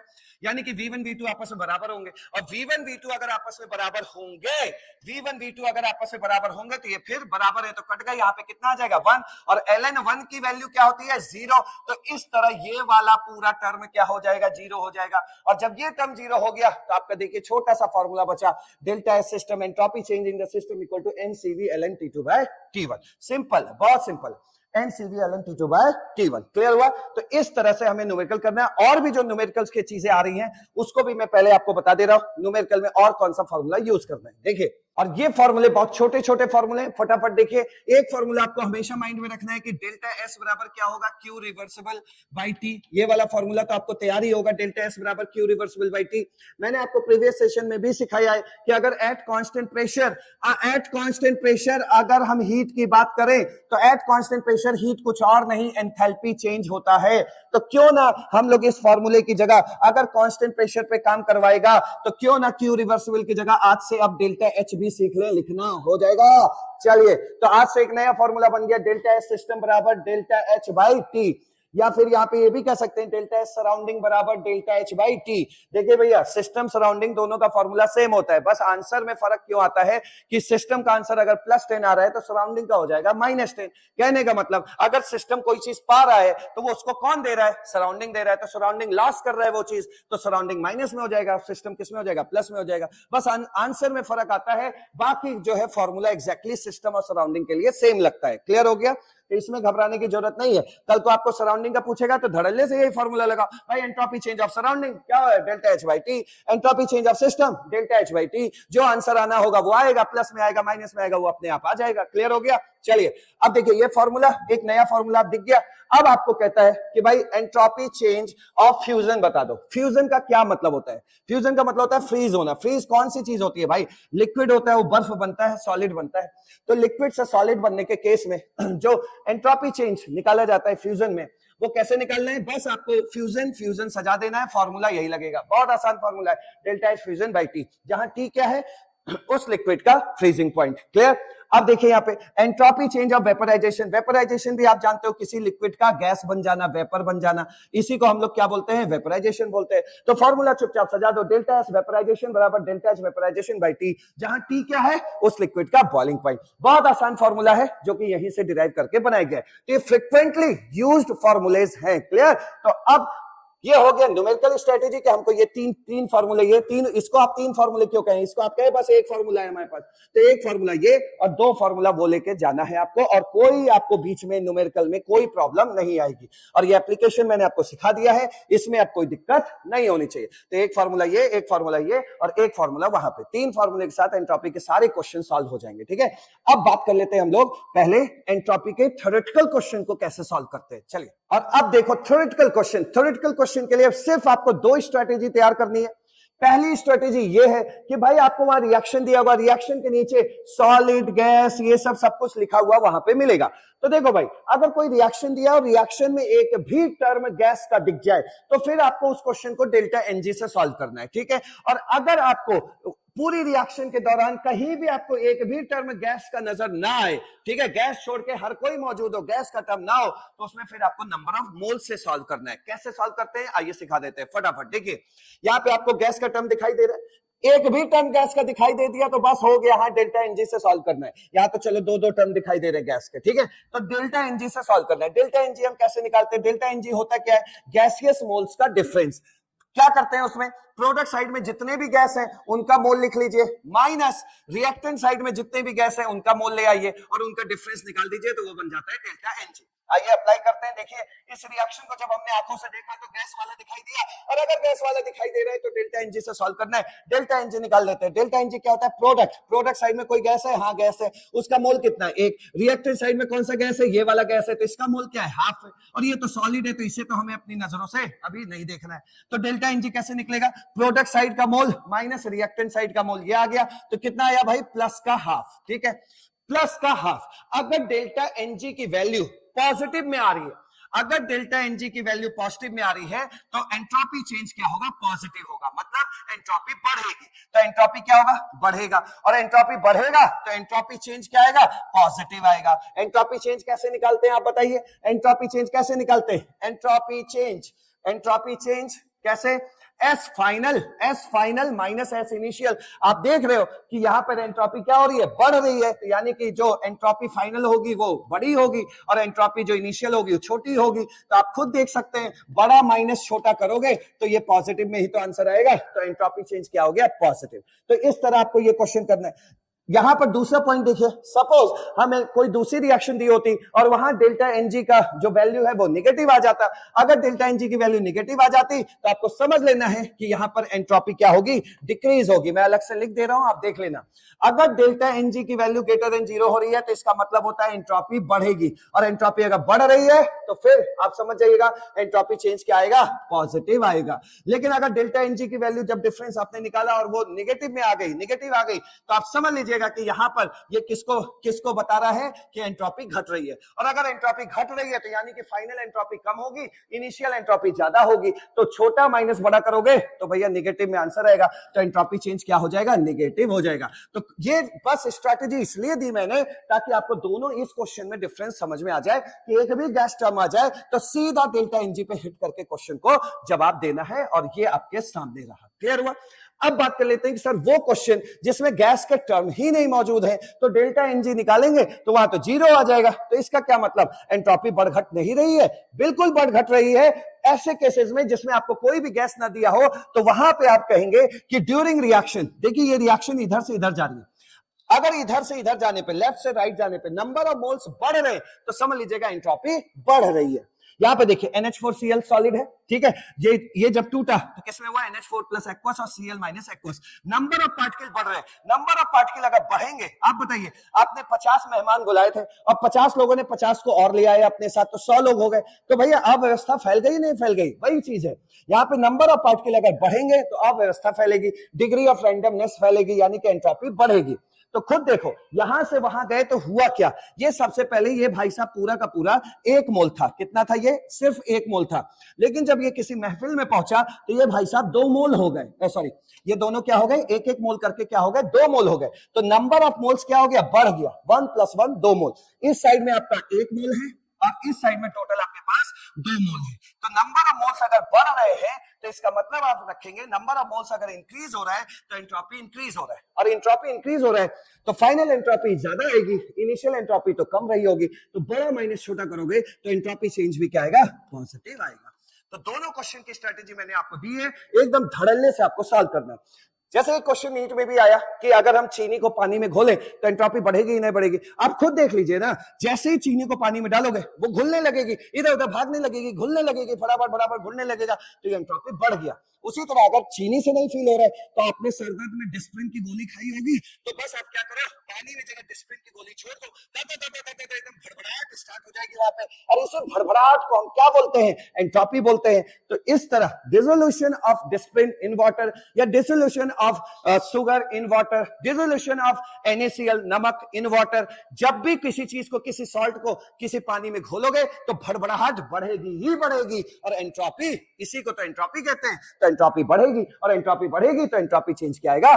पॉजिटिव आएगा। अब बढ़ते हैं और आगे। और अगर आपसे अगर कोई क्वेश्चन आता है ऐसा जिसमें रिएक्शन दिया हुआ है तो उसमें एंट्रोपी चेंज कैसे निकाला जाता है, पूरी रिएक्शन के दौरान एंट्रोपी चेंज, तो उसके लिए आपको फॉर्मूला लगाना है for any reaction entropy change is what, sum of entropy of product minus sum of entropy of reactant. यहां पे देख सकते हैं ये आपका प्रोडक्ट है और ये आपका क्या है, रिएक्टेंट है। चूंकि एंट्रोपी 1 मोल की होती है लेकिन यहां 3-3 मोल प्रोडक्ट है, तो जरा देखिए कैसे इसको सॉल्व करते हैं। एंट्रोपी चेंज ड्यूरिंग रिएक्शन बराबर, पहले प्रोडक्ट साइड में देखो, प्रोडक्ट साइड में कौन है, ये आपका है सी और डी, तो entropy of C entropy of D, चूंकि एंट्रोपी 1 मोल की होती है और यहां 3 मोल है तो बाहर आपको करना है 3, प्लस यहां पे 4 मोल है तो 4 इंटू एंट्रोपी ऑफ डी, क्यों, क्योंकि एंट्रोपी सिर्फ 1 मोल की दी हुई होती है, माइनस अब आपको जाना है रिएक्टेंट साइड में, माइनस क्या है, रिएक्टेंट, रिएक्टेंट साइड में ये 1 मोल है तो यह एंट्रोपी ऑफ ए, प्लस ये देखिए बी, एंट्रोपी ऑफ बी, चूंकि एंट्रोपी 2 मोल दी हुई है तो यहां पे आपको आगे 2 कर देना है। हमेशा समझना है कि एंट्रोपी 1 मोल की होती है और वहां अगर मोल ज्यादा कम है तो इस हिसाब से आपको काम करना है, बस दिमाग में ये रखना है प्रोडक्ट की एंट्रोपी माइनस रिएक्टेंट की एंट्रोपी से उस पूरे रिएक्शन की एंट्रोपी चेंज निकल जाएगी। इसका यूज न्यूमेरिकल में अभी आने वाला है। अब बढ़ते हैं और आगे, अब और देखते हैं कि किस किस टाइप के थ्योरेटिकल क्वेश्चंस आपके नीट एग्जाम में पूछे गए। साथ ही जो अभी आपको थ्योरेटिकल एस्पेक्ट्स मैंने दिखाए, स्ट्रेटेजी मैंने दिखाए, डेल्टा एनजी वाला और नंबर ऑफ मोल्स बढ़ने वाला, उस तरह की स्ट्रेटेजी अभी जब हम क्वेश्चन करेंगे तो वहां अप्लाई करके उसे और स्ट्रांग बनाएंगे, ठीक है। अब लेकिन टाइम आ गया है कि और आगे बढ़ने का, कि थ्योरेटिकल क्वेश्चन किस किस तरह के आपके नीट के एग्जाम में पूछे गए। उससे पहले सबसे पहले देख लो जरा, एक साधारण सी डेफिनेशन यहाँ पे मैंने लिखी हुई है और ये क्या है, स्टैंडर्ड एंट्रोपी। अच्छी तरीके से जानते हो भाई कि एंट्रोपी है तो उसे एस से शो करेंगे और स्टैंडर्ड एंट्रोपी है तो उसे एस नॉट से शो करेंगे। देखो स्टैंडर्ड एंट्रोपी हो या कोई भी चीज हो, इसका यही मतलब होता है कि जो भी एंट्रोपी की आप मेजरमेंट कर रहे हैं वो एक स्टैंडर्ड स्केल पे कर रहे होंगे, तो उस समय जो एंट्रोपी निकलती है उसे हम स्टैंडर्ड एंट्रोपी कहते हैं। और स्टैंडर्ड स्केल हमारे पास क्या होता है, 1 एटमॉस्फेरिक प्रेशर डाल देना वहां पे, और टेम्परेचर इस चैप्टर के लिए जो स्टैंडर्ड टेम्परेचर है वो कितना है, 25 डिग्री सेंटीग्रेड है। तो अगर आप एंट्रोपी का मेजरमेंट 1 एटमॉस्फेरिक प्रेशर और 25 डिग्री सेंटीग्रेड पे कर रहे हैं तो जो भी एंट्रोपी आएगी उस एंट्रोपी को हम लोग स्टैंडर्ड एंट्रोपी कहेंगे, ठीक है। चलिए नेक्स्ट पॉइंट पे चलते हैं। नॉट इन एनसीईआरटी, ये एनसीईआरटी में नहीं है लेकिन आपको अच्छे से समझना है, ठीक है। ये जो बड़ा सा बॉक्स बना हुआ है, इस बॉक्स का बस एक ही लाइन में मतलब निकलता है, वो मतलब ये है कि जैसे मान लीजिए पानी है, पानी 0 डिग्री सेंटीग्रेड पे जम गया। अब पानी 0 डिग्री सेंटीग्रेड से पहले पानी था, लिक्विड था, लेकिन जैसे ही 0 डिग्री सेंटीग्रेड पे पहुंचा वो जम गया। जमने से क्या हुआ, फ्रीज होने से क्या हुआ, वो सॉलिड बन गया। और अगर वो सॉलिड बन गया तो उसके पार्टिकल फिक्स हो गए, और अगर वाटर के पार्टिकल्स एक जगह पे फिक्स हो गए तो इसका मतलब वो वेल ऑर्डर्ड ज्योमेट्री में फिक्स हो गए, वो इधर भड़बड़ा अब नहीं रहे, वो फिक्स हो गए। और वो फिक्स हो गए तो एंट्रोपी क्या हो जाएगी, 0 हो जाएगी। तो यही चीज आपको सिखाया गया है और यही क्वेश्चन पूछा गया है कि this is known as zeroth law of thermodynamics. कहने का मतलब वहां कुछ स्टेटमेंट लिखा था और आपसे पूछा गया था कि ये कौन सा लॉ है थर्मोडायनेमिक्स का, तो वो है जीरोथ लॉ ऑफ थर्मोडायनेमिक्स। और जीरोथ लॉ ऑफ थर्मोडायनेमिक्स हमें यह सिखाता है कि अगर आप टेम्परेचर को बहुत कम कर देंगे तो वो जो भी लिक्विड है, गैस है, वो सॉलिड में कन्वर्ट हो जाएगी, और सॉलिड में कन्वर्ट हो जाएगी तो एंट्रोपी क्या हो जाएगा, 0 हो जाएगा। This is known as what, zeroth law of thermodynamics. इस पूरे बॉक्स का मतलब सिर्फ यही है, ठीक है। लेकिन फिर भी इसको दूसरे तरीके से मैं आपको सिखा दे रहा हूं। ध्यान से देखिए, एक होता है हमारे पास थर्मोडायनेमिक प्रोबेबिलिटी जिसे हम W से शो करते हैं, और थर्मोडायनेमिक प्रोबेबिलिटी हमें इस बात के बारे में बताता है कि वो रिएक्शन होगी या नहीं होगी, रिएक्शन फिजिबल है या नहीं, किस टेम्परेचर पे वो रिएक्शन फिजिबल है। इन सब बातों को हम लोग थर्मोडायनेमिक प्रोबेबिलिटी से बताते हैं। और थर्मोडायनेमिक प्रोबेबिलिटी और एंट्रोपी में रिलेशन होता है, एंट्रोपी बराबर बोल्ट्जमैन कांस्टेंट के ln, और ये थर्मोडायनेमिक प्रोबेबिलिटी, ये फॉर्मूला होता है, ठीक है भाई। अब देखिए ध्यान से समझिएगा, ये फॉर्मूला होता है जहां K क्या है, बोल्ट्जमैन कांस्टेंट है, S क्या एंट्रोपी है, और W क्या है आपका थर्मोडायनेमिक प्रोबेबिलिटी है, और ln तो आप जानते हैं लॉग वाला है। तो आप देखिए at absolute zero, absolute zero का मतलब होता है 0 केल्विन। 0 केल्विन का मतलब आप सोच लीजिए -273 डिग्री सेंटीग्रेड पहुंच गए, कितने ठंडे जगह पे पहुंच गए। ऐसा तो महसूस भी नहीं कर सकते, इतना तो पॉसिबल भी नहीं है पहुंचना, लेकिन सपोज कर लेते हैं, मान लेते हैं, ठीक है। तो at absolute zero temperature a solid is suppose to have highly ordered state, एकदम फिक्स है, सब कुछ व्यवस्थित है, तो भड़बड़ाहट वहां है ही नहीं। जब वहां अव्यवस्था है ही नहीं तो एंट्रोपी क्या होगी, 0 होगी, ठीक है भाई। तो at absolute zero temperature a solid is suppose to have highly ordered state, इसका मतलब W बराबर 1। थर्मोडायनेमिक प्रोबेबिलिटी की वैल्यू 1 कांस्टेंट तब आएगी जब वहां पे कोई भी रैंडमनेस देखने को नहीं मिलेगी। तो W बराबर 1 एंड हेंस एंड हेंस अगर W 1 हो गया, W की वैल्यू अगर 1 हो गई तो ये क्या बन जाएगा ln1, और ln1 क्या होता है भैया 0 होता है, और इस 0 का मल्टीप्लाई जब बोल्ट्जमैन कांस्टेंट से होगा तो ये पूरा टर्म क्या हो जाएगा 0 हो जाएगा, और जब सब 0 हो गया तो ये किसके बराबर है एंट्रोपी के बराबर, तो एंट्रोपी क्या हो गई 0 हो गई। क्लियर हो गया। तो इसका मतलब है जब आप ठंडा करते जाओगे सॉलिड बना दोगे तो भैया उसकी एंट्रोपी क्या हो जाएगी 0 हो जाएगी। और इस बात को किसने बताया था, इस बात को बताया था जीरोथ लॉ ने, मतलब जीरोथ ने बताया था अपने जीरोथ लॉ ऑफ थर्मोडायनेमिक्स में। ठीक है, अब बढ़ते हैं और आगे और देखते हैं और कौन से थ्योरेटिकल क्वेश्चन आपके नीट एग्जाम में पूछे गए। और इस एंट्रोपी के थ्योरेटिकल क्वेश्चन में आपसे second law of thermodynamics and third law of thermodynamics खूब पूछा जाता है। इसे आप अच्छे से पढ़ के समझ के घोंट के अपने नीट एग्जाम में जाएंगे। तो समझते हैं सेकंड लॉ ऑफ थर्मोडायनेमिक्स हमें किसके बारे में बताता है। Second law of thermodynamics entropy और हीट के बारे में बताता है। आइए समझते हैं one by one. Second law of thermodynamics से हमें यह पता चलता है कि जो भी प्रोसेस है उसका डायरेक्शन क्या होगा, मतलब वो रिएक्शन किस डायरेक्शन में जाएगी या वो प्रोसेस किस डायरेक्शन में जाएगा। कहने का मतलब that is flow of heat के बारे में बताता है, फ्लो ऑफ हीट के बारे में बताता है, मतलब हीट के बारे में बताता है और एंट्रोपी वगैरह के बारे में बताता है। ठीक है, तो पहले तो दिमाग में ये भर लेना है। फ्लो ऑफ हीट क्या है भाई, ये सभी आप सभी को पता होगा कि मान लीजिए कि हमारे पास कोई हॉट बॉडी है, मतलब एक सिस्टम है, उस सिस्टम का एक हिस्सा गर्म है और एक हिस्सा ठंडा है। तो हॉट बॉडी है और कोल्ड बॉडी है। हॉट बॉडी का मतलब हो गया कि वो हाई टेम्परेचर पे होगा, और कोल्ड बॉडी का मतलब हो गया कि वो कम टेम्परेचर पे होगा, लो टेम्परेचर पे होगा। तो आपको अच्छी तरीके से पता है कि हीट कहां से कहां फ्लो होगी, हाई टेम्परेचर से लो टेम्परेचर की ओर हीट का फ्लो होगा। अब यहां से ठीक है भैया, ये तो हम अपने किचन में भी समझ सकते हैं। सब्जी बन रही है, सब्जी को चलाने वाला चम्मच आप कढ़ाई में ही छोड़ दीजिए, तो जो भी चम्मच का हिस्सा कढ़ाई के कांटेक्ट में है वो पहले गर्म होगा और फिर धीमे धीमे करके पूरा चम्मच ही गर्म हो जाएगा। तो ये क्या है, ये एक नेचुरल प्रोसेस है, ये एक स्पॉन्टेनियस प्रोसेस है। ये पूरा का पूरा जो चम्मच गर्म हो रहा है ये अपने आप हो रहा है, वहां हम कुछ नहीं कर रहे, उसको बस हमने कढ़ाई में छोड़ दिया था। ठीक है, तो वही चीज है। ये सेकंड लॉ ऑफ थर्मोडायनेमिक्स हमें हीट फ्लो के बारे में बताता है कि हीट का फ्लो किधर से किधर होगा, पहली चीज। दूसरा, जब यहां से हमने इस चीज को देखा तो हमें यह समझ में आया कि ये हमें नेचुरल प्रोसेस या स्पॉन्टेनियस प्रोसेस के बारे में बताना चाहता है। तो ध्यान से देखिए, सेकंड लॉ ऑफ थर्मोडायनेमिक्स से हमें यह समझ में आया कि ये जो है हमें जो ज्ञान दे रहा है वो natural process and spontaneous process के लिए दे रहा है। और कोई भी स्पॉन्टेनियस या नेचुरल प्रोसेस होते हैं वो रिवर्सिबल नहीं होती, वो क्या होती है, इरिवर्सिबल होती है। मतलब हीट का फ्लो इधर से इधर ही होगा, कभी उधर से इधर नहीं होगा। तो इससे ये भी पता चल रहा है कि जितने भी स्पॉन्टेनियस या नेचुरल प्रोसेसेस होते हैं वो सबके सब क्या होते हैं, इरिवर्सिबल होते हैं। थर्ड इसने हीट के बाद हमें एंट्रोपी के बारे में बताया। एंट्रोपी के बारे में बताया कि यूनिवर्स की एंट्रोपी हमेशा इंक्रीज ही होती रहेगी। कहने का मतलब यहां ध्यान से समझिएगा, यूनिवर्स के अंदर आता है सिस्टम प्लस सराउंडिंग, ये दो चीजें यूनिवर्स के अंदर आती है, ब्रह्मांड के अंदर आती है। अगर हम टोटल एंट्रोपी चेंज की बात करें, टोटल एंट्रोपी चेंज की बात करें तो ये क्या होगा, एंट्रोपी चेंज इन सिस्टम या entropy of system plus entropy of surrounding, ऐसे आप कह सकते हैं। ठीक है, ये हमें सिखा रहा है कि ये जो ब्रह्मांड यूनिवर्स है इसकी एंट्रोपी, इसकी जो टोटल एंट्रोपी है वो हमेशा बढ़ती ही रहेगी, यानी कि delta S total, delta S universe always greater than क्या, 0, हमेशा बढ़ती ही रहेगी।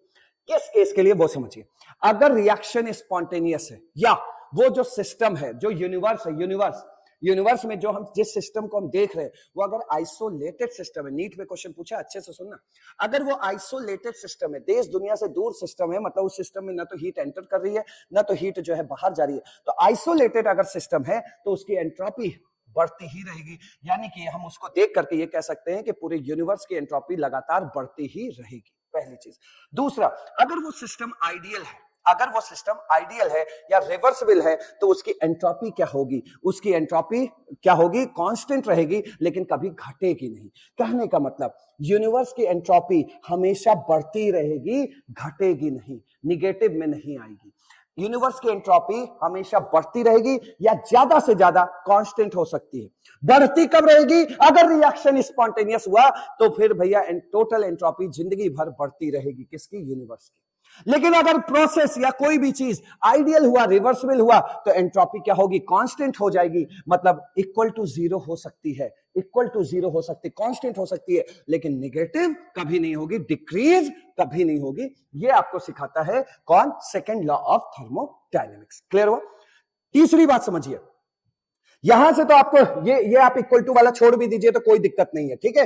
ये हमेशा याद रखिए कि यूनिवर्स की एंट्रोपी हमेशा ही बढ़ती रहेगी। एक बात समझिए, अगर सिस्टम की एंट्रोपी कभी घट भी रही है तो वो एंट्रोपी घट के जा कहां रही है, सराउंडिंग में तो जा रही है। यानी कि पूरे को मिला के देखा जाए तो ओवरऑल एंट्रोपी बढ़ेगी ही बढ़ेगी, क्योंकि भाई अगर स्पॉन्टेनियस प्रोसेस है तो रैंडमनेस बढ़ेगी। स्पॉन्टेनियस मतलब नेचुरल प्रोसेस है तो रैंडमनेस जरूर बढ़ेगी, अव्यवस्था जरूर बढ़ेगी, और रैंडमनेस बढ़ेगी तो एंट्रोपी भी बढ़ेगी। लेकिन आपके नीट के एग्जाम के क्वेश्चन में आया, नीट के एग्जाम में एक क्वेश्चन आया, उसमें बोला अनआइसोलेटेड सिस्टम के बारे में आपका क्या ख्याल है।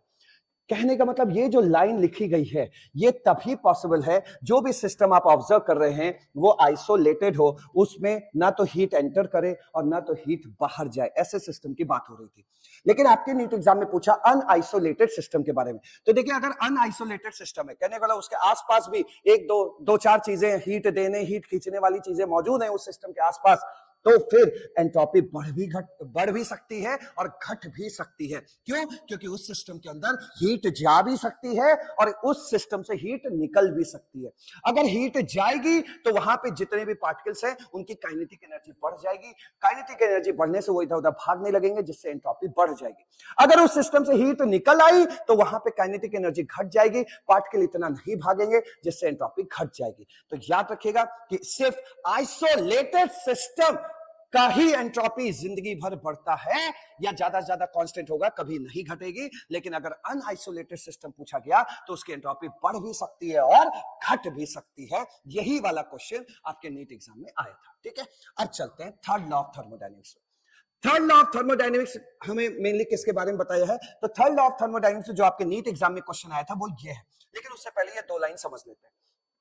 ऑन इंक्रीजिंग टेम्परेचर, जैसे ही टेम्परेचर बढ़ाओगे भैया, टेम्परेचर बढ़ाओगे तो आपको भी पता है कि 3/2 kT होता है। आपने फिजिक्स में पढ़ा होगा, मुझे तो उतना फॉर्मूला याद नहीं है। काइनेटिक एनर्जी बराबर 3/2 kT, ये सब हम पढ़ा करते थे भाई फिजिक्स में, ठीक है। जहां के आपका बोल्ट्जमैन कांस्टेंट होता था, टी टेम्परेचर होता था। तो जैसे ही टेम्परेचर बढ़ाओगे तो पार्टिकल की काइनेटिक एनर्जी बढ़ेगी, ठीक है। तो जैसे ही टेम्परेचर बढ़ाओगे तो ट्रांसलेशनल, रोटेशनल और वाइब्रेशनल मोशन बढ़ जाएगा। क्यों? क्योंकि काइनेटिक एनर्जी बढ़ जाएगी। और जब काइनेटिक एनर्जी ही बढ़ गई तो पार्टिकल भड़बड़ाने लगे, रैंडमनेस ज्यादा हो गई तो एंट्रोपी क्या हो जाएगा, इंक्रीज हो जाएगा। क्लियर? अब दूसरा देखिए, मतलब जब टेम्परेचर बढ़ाओगे तो एंट्रोपी बढ़ेगी, जब टेम्परेचर घटाओगे तो एंट्रोपी घटेगी, क्योंकि काइनेटिक एनर्जी क्या हो जाएगी, कम हो जाएगी, इधर उधर भागना कम हो जाएगा तो एंट्रोपी घट जाएगी। और तीसरा कहता है entropy of pure crystalline. Pure crystalline का मतलब आप समझो आइस, बर्फ। और बर्फ है तो उसमें पानी के पार्टिकल्स एकदम फिक्स हैं, और फिक्स है तो इधर उधर भाग नहीं रहे, तो एंट्रोपी क्या होगी, घटेगी।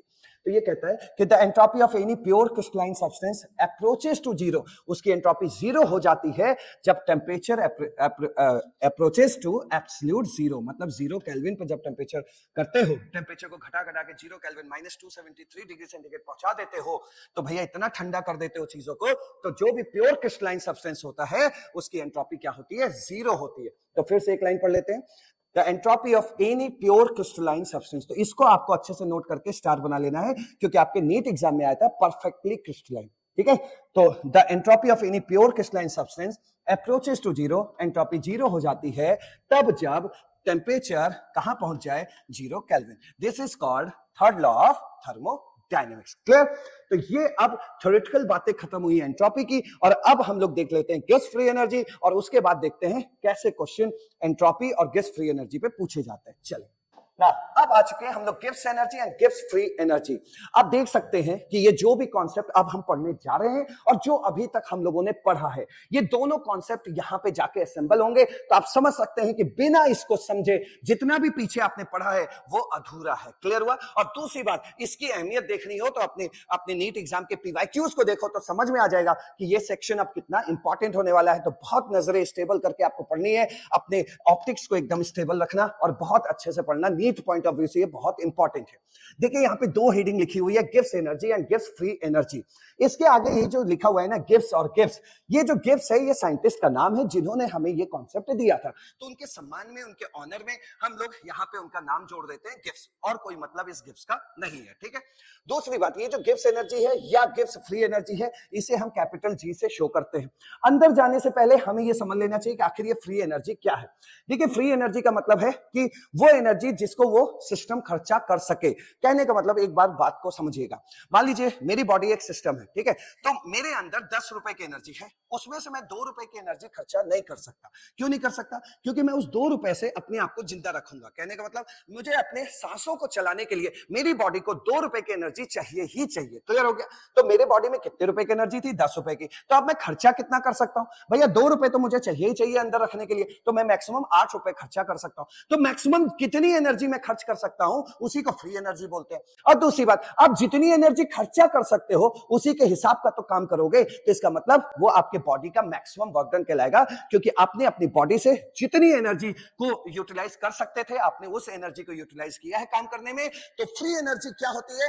फ्री एनर्जी उस बॉडी के बारे में बताता है कि वो बॉडी की कितनी कैपेसिटी है, कितना ज्यादा से ज्यादा काम कर सकती है। क्लियर हुआ? तो ये है फ्री एनर्जी का मतलब। अब समझिएगा, free energy which used to measure the capacity of system to do useful work. आप भी जानते हो यार, जिस बॉडी के अंदर एनर्जी ज्यादा होगी वो ज्यादा काम करेगा, सीधी सी बात। तो बॉडी के अंदर की वो फ्री एनर्जी जिसको हम काम करने में यूटिलाइज कर सकते हैं उसे हम लोग क्या बोलते हैं? Free energy.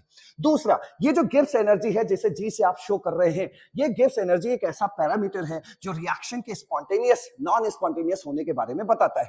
कहने का मतलब वो रिएक्शन होगी या नहीं होगी उसको चेक करने का पैरामीटर होता है क्या? Gibbs energy. ठीक।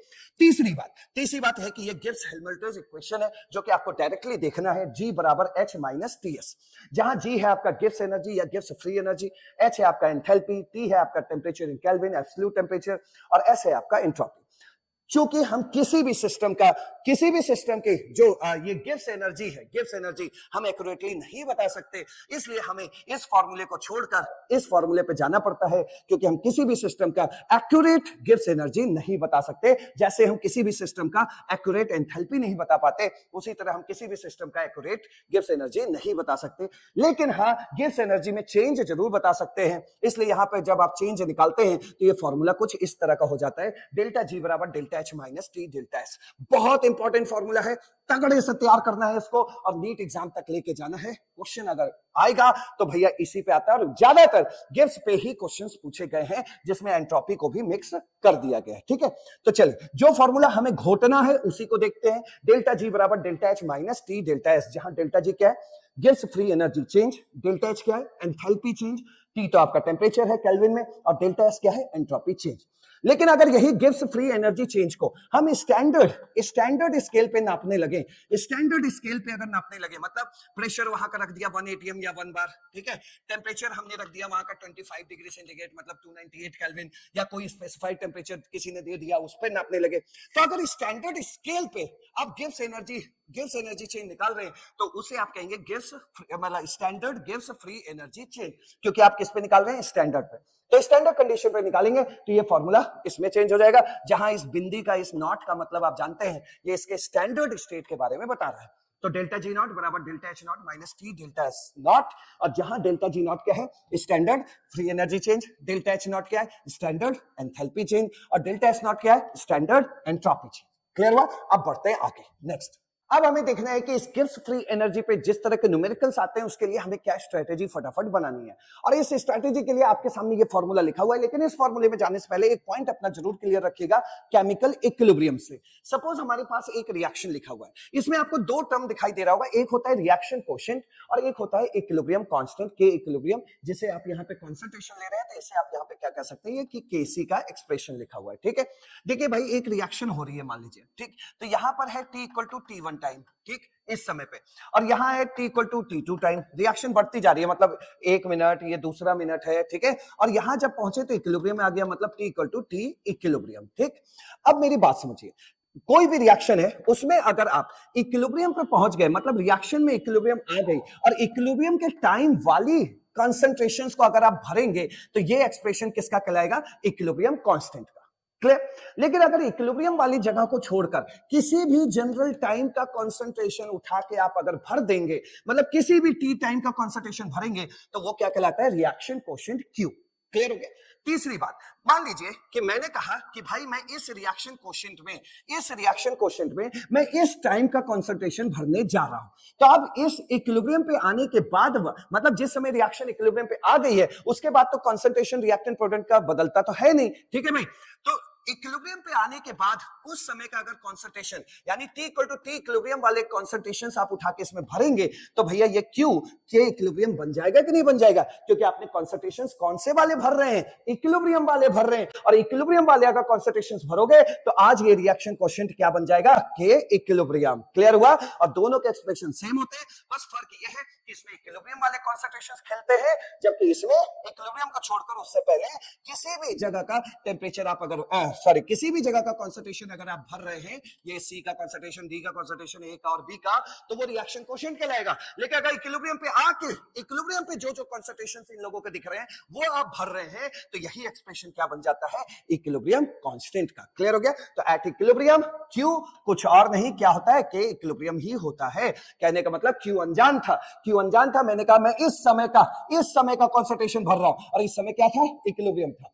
तो जैसे इस समय का कॉन्सेंट्रेशन भरोगे तो ये पूरा चीज, यही चीज तो दिखेगा इस तरह, इक्विलिब्रियम वाली ही तो दिखेगा, और उस समय ये क्या होता है, इसका मतलब equilibrium constant. So that's why at equilibrium reaction quotient equal to क्या, के इक्विलिब्रियम। ठीक, अब आ जाते हैं हम लोग कौन सा फॉर्मूला सीखना है। सबसे पहले आपको ये वाला फॉर्मूला तैयार करना है। ये क्या है, delta G gives energy change और standard gives free energy change में रिलेशन, मतलब स्टैंडर्ड गिव्स फ्री, सॉरी माफ करिएगा, ये क्या है, गिव्स फ्री एनर्जी चेंज, और ये क्या है, standard gives free energy change. ये आर है आपका गैस कांस्टेंट, टी है आपका टेंपरेचर इन केल्विन, और एलन तो आपका वही लॉग वाला एलन है, और क्यू का मतलब रिएक्शन क्वोशिएंट।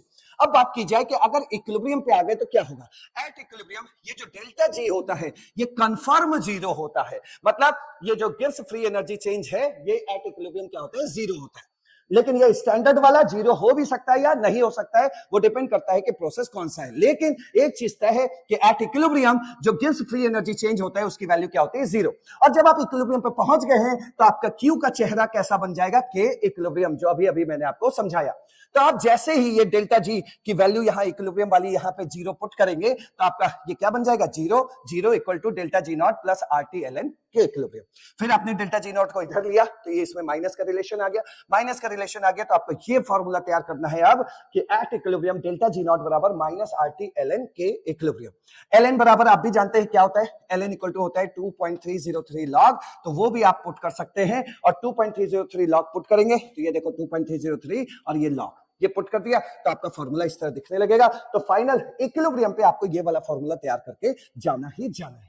अगर ये भाई साहब जूल में है तो आर की वैल्यू आप जूल में पुट करेंगे 8.3। अगर ये भाई साहब कैलोरी में खेल रहे हैं तो आर की वैल्यू आप 2 कैलोरी पुट करेंगे, मतलब आर की जगह 2 पुट करेंगे। ठीक है, तो ये फॉर्मूला आपको सबसे ज्यादा तगड़े तरीके से तैयार रखना है। ठीक है, अब देखो, अब जिस चीज पे जा रहे हैं उसको भी समझो। यहां पर gives free energy and spontaneity जिसके लिए सेक्शन बना हुआ है, ध्यान से समझिएगा। अगर वो रिएक्शन स्पॉन्टेनियस है तो डेल्टा जी की वैल्यू लेस देन जीरो होगी। कहा था ना आपसे कि ये रिएक्शन की स्पॉन्टेनिटी के बारे में बताता है, तो आखिर वो क्या पहचान है जिससे हम पहचाने कि वो रिएक्शन स्पॉन्टेनियस होगा। तो याद रखना, डेल्टा जी की वैल्यू नेगेटिव आ जाए तो समझ लेना वो रिएक्शन स्पॉन्टेनियस होगा, या डेल्टा जी नॉट की वैल्यू लेस देन जीरो आ जाए तो समझ लेना वो रिएक्शन स्पॉन्टेनियस होगा। At equilibrium delta G equal to zero, ये तो कंफर्म है कि delta G gives free energy change zero आता है, लेकिन डेल्टा जी नॉट मे और may not be equal to zero. ये कहां आया था, ये आया था आपके एम्स असर्शन रीजन में। एम्स असर्शन रीजन पूछा था कि एट इक्विलिब्रियम स्टैंडर्ड, मतलब standard gives free energy change zero होता है क्या? कई स्टूडेंट ने बोल दिया हाँ जीरो होता है। अब एक कंफर्मेटरी वाला जीरो ये होता है, निश्चित वाला जीरो ये है, gives free energy change zero होता है, लेकिन standard gives free energy change zero हो भी सकता है या नहीं भी हो सकता है, वो डिपेंड करता है रिएक्शन का प्रोसेस क्या है। तो ये पॉइंट अच्छे से ध्यान देके पढ़ेंगे। ठीक है, लेकिन अगर बोलता है कि रिएक्शन नॉन स्पॉन्टेनियस है तो फिर आपको तैयार करना है डेल्टा जी वहां पर ग्रेटर देन जीरो देखने को मिलेगा, या delta G not greater than zero देखने को मिलेगा। ठीक है ना, अब इस सेक्शन पे आ रहे हैं। ये सेक्शन आपको क्यों पढ़ाया जा रहा है, ये न्यूमेरिकल सॉल्व करने के लिए नहीं आएगा मेरे भाई, ये टिक लगाने आता है। A B C D option में ऐसा कोई ऑप्शन दिख जाएगा, ऐसा कोई ऑप्शन दिख जाएगा, आप तो डर के भाग जाओगे। अरे डरना नहीं है, बहुत आसान है। देखो ये ऑप्शन पे टिक लगाने के लिए समझा रहा हूं। आपने अभी अभी ये फॉर्मूला देखा ना, डेल्टा जी नॉट बराबर minus R T L N K, देखा ना। अब यहां से बताइए ln के बराबर क्या होगा, तो ln के यहां रखा तो ये माइनस RT आ गया इसके नीचे, तो ln के बराबर क्या हो गया minus delta G not by RT। इस ln को आप ये भी तो लिख सकते हैं log बेस e, यही तो लिखते हैं, ln का मतलब log बेस e तो होता है। तो हमने यहाँ पे क्या किया, एंटी लॉग ले लिया, क्या ले लिया एंटी लॉग। एंटी लॉग लेने का मतलब होता है लॉग हटा रहे हैं, तो लॉग हटा रहे हैं तो ये e यहां चला जाएगा और इन सबको अपनी खोपड़ी पर ई बैठा लेगा, कहने का मतलब ये ई यहां जाएगा तो इस ई की खोपड़ी पे कौन आ जाएंगे ये लोग, तो बचा क्या इस साइड खाली के, तो के बराबर क्या हुआ ई उधर गया और ये लोग जो हैं ये सब ई की खोपड़ी पे बैठ गए। तो ये फार्मूला अपने आप डिराइव हुआ कि नहीं हुआ, तो ये टिक लगाने के लिए फार्मूला आएगा, तो इसको अच्छे से डिराइव कर लेना, बहुत इजी है, ठीक है। और दूसरा क्या हो सकता है, दूसरा ये हो सकता है कि देखो डेल्टा जी नॉट बराबर अभी अभी पढ़ के आए हो क्या, delta H not minus T delta S not, ये पढ़ के आए हो। तो यहां देखो ln के बराबर माइनस और इस डेल्टा जी नॉट के बराबर ये रख देना भैया, यहाँ पे ये चीज यहाँ पे पुट कर देना, तो ये वाला फॉर्मूला बन जाएगा। क्योंकि आगे माइनस लगा है तो ये पलट जाएगा, टी डेल्टा एस नॉट इधर आ जाएगा, डेल्टा एच नॉट उधर चला जाएगा। तो सिंपल सा देखो ln के बराबर इतना होता है minus delta G not by RT होता है, और डेल्टा जी नॉट की जगह पे ये बस आपको पुट कर देना है। जैसे ही आप डेल्टा जी नॉट की जगह ये पुट करेंगे, आगे माइनस लगाए तो ये सब इधर इधर हो जाएंगे, इधर उधर होके ये फॉर्मूला तैयार हो जाएगा। देखो एकदम सेम ln के, यहां भी नीचे RT है, यहां भी देखो RT है, बस डेल्टा जी नॉट की वैल्यू ये रखी गई है। क्लियर हो गया, क्योंकि आगे माइनस लगा था इसलिए delta H not minus T delta S not जैसा नहीं दिख रहा है, ये पलटा हुआ दिख रहा है। क्लियर हो गया, तो ये दोनों फॉर्मूला आपको टिक लगाने के लिए तैयार करना ही करना है। क्लियर, अब देखो आगे बढ़ते हैं, रिलेशन विद वर्क। अभी अभी आपको बताया कि ये गिव्स एंड फ्री एनर्जी है, तो मतलब कि जितना वो खर्चा करेगा एनर्जी वो सिस्टम, उतना ही वो वर्क डन करेगा। तो यहां पे देखिए वर्क डन और एनर्जी में यही तो रिलेशन होगा माइनस का। क्यों माइनस का, डेल्टा जी अगर खर्च हो रहा है मतलब माइनस डेल्टा जी है, मतलब एनर्जी अगर खर्चा हो रहा है तो वर्क डन ही तो हो रहा है। तो एनर्जी और वर्क डन में क्या रिलेशन होता है भैया, अगर थ्योरेटिकल पॉइंट ऑफ व्यू से देखा जाए तो यही तो होगा कि एनर्जी अगर खर्चा कर, सॉरी इस तरह देखो, इनवर्सली इस तरह मत देखो नहीं तो गड़बड़ हो जाएगा। यहां देखो W बराबर माइनस डेल्टा जी है, इसका कहने का मतलब है decrease in energy is equal to work done. सही बात है कि नहीं है, जित आप काम कर रहे हैं तो आपकी एनर्जी खर्चा होगी या नहीं होगी, तो डिक्रीज, इसको कैसे बोलना, decrease in energy is equal to work done. अच्छा दूसरी बात, अगर आप स्टैंडर्ड स्केल पे निकाल रहे हैं तो वो कहलाएगा मैक्सिमम वर्क डन, यानी डेल्टा जी नॉट माइनस बराबर W मैक्स। मतलब कहने का मतलब है कि अगर स्टैंडर्ड स्केल पे उसकी gives free energy change, standard gives free energy change निकाल रहे हो तो वो सिस्टम की मैक्सिमम फ्री एनर्जी को बताता है। और मैक्सिमम फ्री एनर्जी अगर आप खर्चा कर रहे हो तो इसका मतलब आप काम भी ज्यादा कर रहे हो। तो यहां से हमें यह सबक मिल रहा है कि W कुछ और नहीं एनर्जी के माइनस वाला होता है, मतलब decrease in energy equal to work done. तो आपसे अगर वर्क डन पूछता है तो डेल्टा जी नॉट का फॉर्मूला अभी सीख ही के आए हो भैया, ये वाला सीख के आए हो ना, डेल्टा जी नॉट, इससे अपना डेल्टा जी नॉट निकाल लेना और उसके आगे माइनस लगा देना, तो वो किसका आंसर बन जाएगा, वो वर्क डन का आंसर बन जाएगा। ठीक है, चलो अब और आगे चलते हैं। आगे देखो क्या है, अब देख लो रिएक्शन टाइप वाले क्वेश्चन को आप कैसे हिट करेंगे, कैसे किसी रिएक्शन में गिव्स एनर्जी चेंज आप निकालेंगे। ठीक है, मान लीजिए कोई रिएक्शन है, मान लीजिए ए लिखा है प्लस बी लिखा है, ठीक है, A plus B gives C plus D. भाई इतना तो आप पहचानते ही हैं कि ये भाई साहब कौन होंगे, ये भाई साहब ये दोनों लोग कौन है, रिएक्टेंट है, और ये दोनों लोग कौन है, प्रोडक्ट है। ठीक है, अब आपसे बोलते हैं कि इस रिएक्शन में गिव्स एनर्जी चेंज कितना होगा, गिव्स एनर्जी चेंज कितना होगा, तो आपको कुछ नहीं करना है, प्रोडक्ट में जो सी और डी है उनके गिव्स एनर्जी ले आइए, प्रोडक्ट के गिव्स एनर्जी रख लेना माइनस रिएक्टेंट साइड में जितने भी लोग हैं उनके गिव्स एनर्जी यहां पे रख लेना। ठीक है, तो करना क्या है, प्रोडक्ट माइनस रिएक्टेंट, प्रोडक्ट की गिव्स एनर्जी ले आओ पूरी माइनस रिएक्टेंट साइड की गिव्स एनर्जी रख दो, इन दोनों का डिफरेंस क्या बन जाएगा, डेल्टा जी। और डेल्टा जी क्या होता है, गिव्स फ्री एनर्जी चेंज।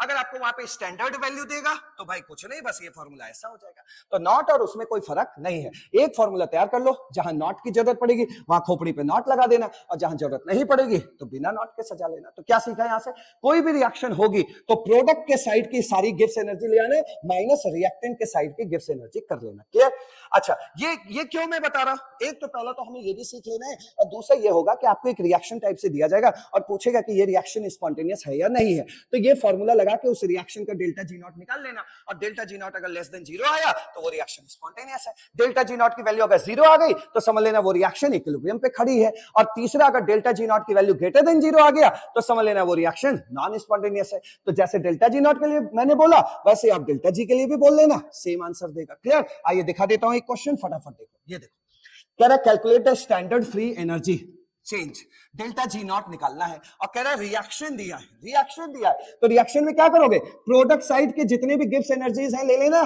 ठीक है, और माइनस रिएक्टेंट साइड के जितने भी गिब्स एनर्जी हैं उसको रख देना। तो ये जो भी ये चेंज आएगा वो इस रिएक्शन की स्टैंडर्ड गिब्स एनर्जी चेंज आएगी। क्लियर? और देखो रिएक्शन के बाद क्या है कि कुछ लोगों की वैल्यू भी दी हुई है, ठीक है, वो भी अभी समझा देते हैं। और तीसरा देखो लास्ट में एक चीज और बोल रहा है, predict the feasibility of the reaction at standard state, मतलब रिएक्शन होगी या नहीं होगी, फिजिबल का मतलब रिएक्शन स्पॉन्टेनियस है या नहीं है, इसके बारे में आपको बताना है। तो सबका आंसर मोटा मोटी एक ही देगा, कौन, delta G not. Delta G not solve कर लेते हैं, लेस देन 0 आएगा तो इसका मतलब वो रिएक्शन फिजिबल है, स्पॉन्टेनियस है। क्लियर?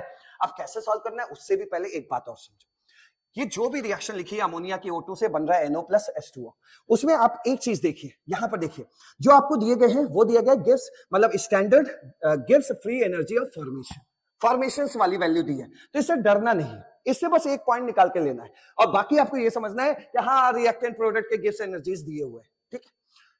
पहला जो पॉइंट ये लेना है कि ये जो गिव्स एनर्जीज आपको दिए जाएंगे वो 1 मोल का दिया जाएगा, और रिएक्शन में देखो 6 मोल खेल रहा है, 4 मोल खेल रहा है, तो कुछ नहीं, रिएक्शन में जाके 1 मोल की गिव्स एनर्जी इतनी है तो 6 मोल की कितनी होगी उसमें 6 का मल्टीप्लाई कर देना, ऐसे काम करना है। 2 बात।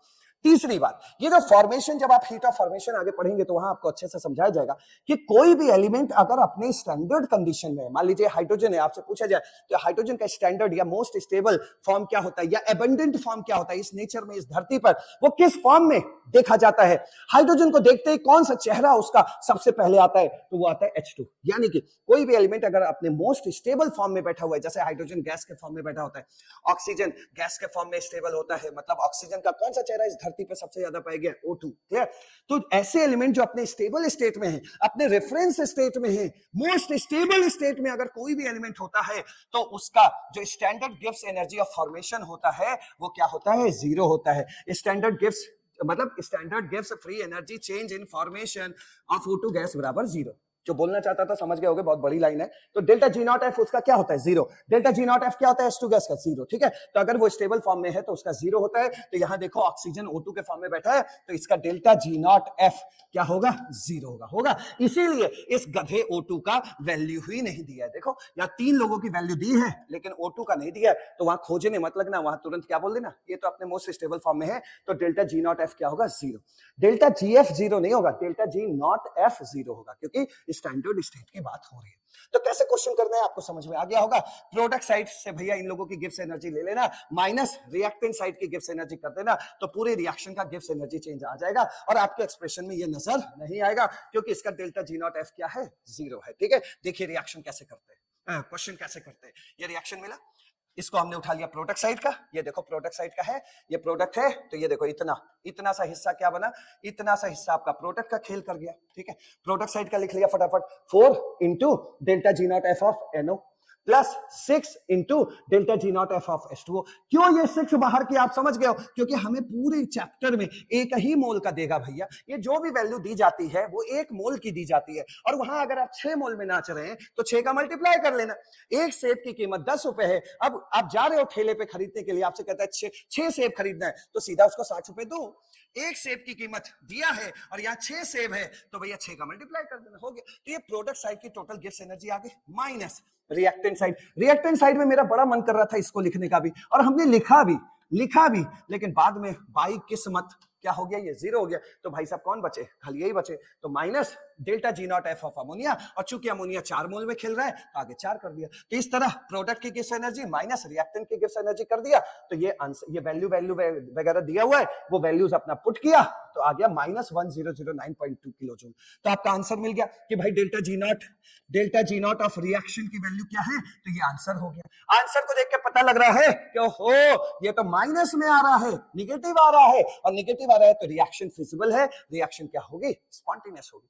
और ये वैल्यूज आपको दी है, जिस तरह वैल्यूज दी जाए, माइनस में तो पूरा माइनस का उठा के रख देना, प्लस में तो प्लस के साथ रखना, माइनस में तो माइनस के साथ रखना। देख लो भैया, माइनस में दिया था तो माइनस में रखा, ठीक है, और ये भी माइनस में दिया था, माइनस में रखा, ये प्लस में दिया था तो प्लस में रख लिया, ठीक है भाई, देख लो एक बार, क्लियर हो गया। चलिए, तो इस तरह हमें क्वेश्चन सॉल्व करना होता है, ठीक है। दूसरी बात, एक इस पैटर्न का क्वेश्चन आपके 2023 में पूछा, 24 में भी पूछ गया इस पैटर्न का क्वेश्चन। देखो केपी दिया है, केपी का मतलब क्या हो गया, के इक्विलिब्रियम। अब क्वेश्चन पढ़ लो, कहता है डेल्टा जी नॉट इस रिएक्शन का डेल्टा जी नॉट बताना है। अरे भैया डेल्टा जी नॉट और के इक्विलिब्रियम में रिलेशन ही क्या होता है, अभी अभी तो सिखा के आपको लाया हूं। क्या रिलेशन होता है, -2.303 RT, ठीक है, लॉग के इक्विलिब्रियम। आज के इक्विलिब्रियम कांस्टेंट का कौन सा वाला चेहरा दिया है, इक्विलिब्रियम कांस्टेंट का हमें दिया केपी, तो यहां से के इक्विलिब्रियम हटा के केपी रख देना। तो delta G not of reaction बराबर -2.303 आर टी लॉग केपी, बस हो गया आपका। ये देखिए ये फॉर्मूला इसमें लगेगा, रिएक्शन दिया हुआ है उसका केपी दिया हुआ है, तो रिएक्शन से हमें कोई मतलब ही नहीं है, केपी की वैल्यू डायरेक्ट यहां पे रखो, लॉग वगैरह लो, आर और टी, इसका भी खेल देख लो। यहां पर मान लीजिए किसी में दिया नहीं है कि डेल्टा जी नॉट किसमें निकालना है, तो आप समझ लेना कि हमें जूल में निकालना है, और अगर जूल में निकालना है तो जिसमें डेल्टा जी नॉट निकालना है आर की वैल्यू भी उसी में होनी चाहिए, उसी में होनी चाहिए। अगर डेल्टा जी नॉट ऑप्शन में दे रहा कैलोरी में आया है तो आर की वैल्यू भी डेल्टा जी नॉट जैसी कैलोरी में ही होनी चाहिए, तो यहाँ पे आप 2 पुट करेंगे, क्या पुट करेंगे, 2 कैलोरी। क्लियर हो गया, तो ये फॉर्मूला लगाइए, केपी की वैल्यू रखिए, आंसर निकालिए, वो बन गया इस रिएक्शन का standard gas free energy change. आप देख सकते हैं यहाँ पर हो गया -2.303 RT log केपी, केपी की वैल्यू रखा, लॉग वगैरह लिया, ये आंसर हो गया। क्लियर, देखो आर की वैल्यू क्या ले रहा है 8.3, तो देखो डेल्टा जी नॉट किसमें आया, जूल आ गया। तो इस तरीके से हमें क्वेश्चन इस वाले को करना था, और ये फॉर्मूला डायरेक्ट लगाना है। अगर उसने इक्विलिब्रियम कांस्टेंट की वैल्यू हमें पकड़ा दी है तो हमें रिएक्शन की तरफ मुंह उठा के देखने की जरूरत नहीं है, लेकिन यहाँ पे के इक्विलिब्रियम नहीं दिया था, इसलिए हमें रिएक्शन में घुस के डेल्टा जी नॉट निकालना पड़ा। ठीक है, तो इस तरीके से हमें इस क्वेश्चन को सॉल्व करना है। अब हम लोग चलते हैं कि जो आज अभी तक हमने इतना पढ़ा है उस पर किस तरह के क्वेश्चंस आपके एग्जाम में आए हुए हैं, और फोड़ते हैं, सीखते हैं, और फटाफट नीट एग्जाम में कोई भी क्वेश्चन आए तो अब गलत ना हो। और इन क्वेश्चंस को सॉल्व करने के लिए आप कुछ भी एक्स्ट्रा सीखने की जरूरत नहीं है, जितना आपको इफेक्टिव तरीके से एक एक पॉइंट बता के लाया गया है। आप देखिए सारे एम्स और नीट के पीवाईक्यूज कैसे फूटते हैं। ठीक है, तो चलिए शुरू करते हैं। पहला ही क्वेश्चन उठा लिया है हमने, नीट 2024 का पूछा हुआ क्वेश्चन है, नीट 2024। कहता क्या है, in which of the following process entropy increases, entropy increase, और ऐसा भी बोल सकता है कि किसमें एंट्रोपी चेंज ग्रेटर देन 0 होगा, ऐसे भी बोल सकता है कि किसमें एंट्रोपी चेंज पॉजिटिव होगा।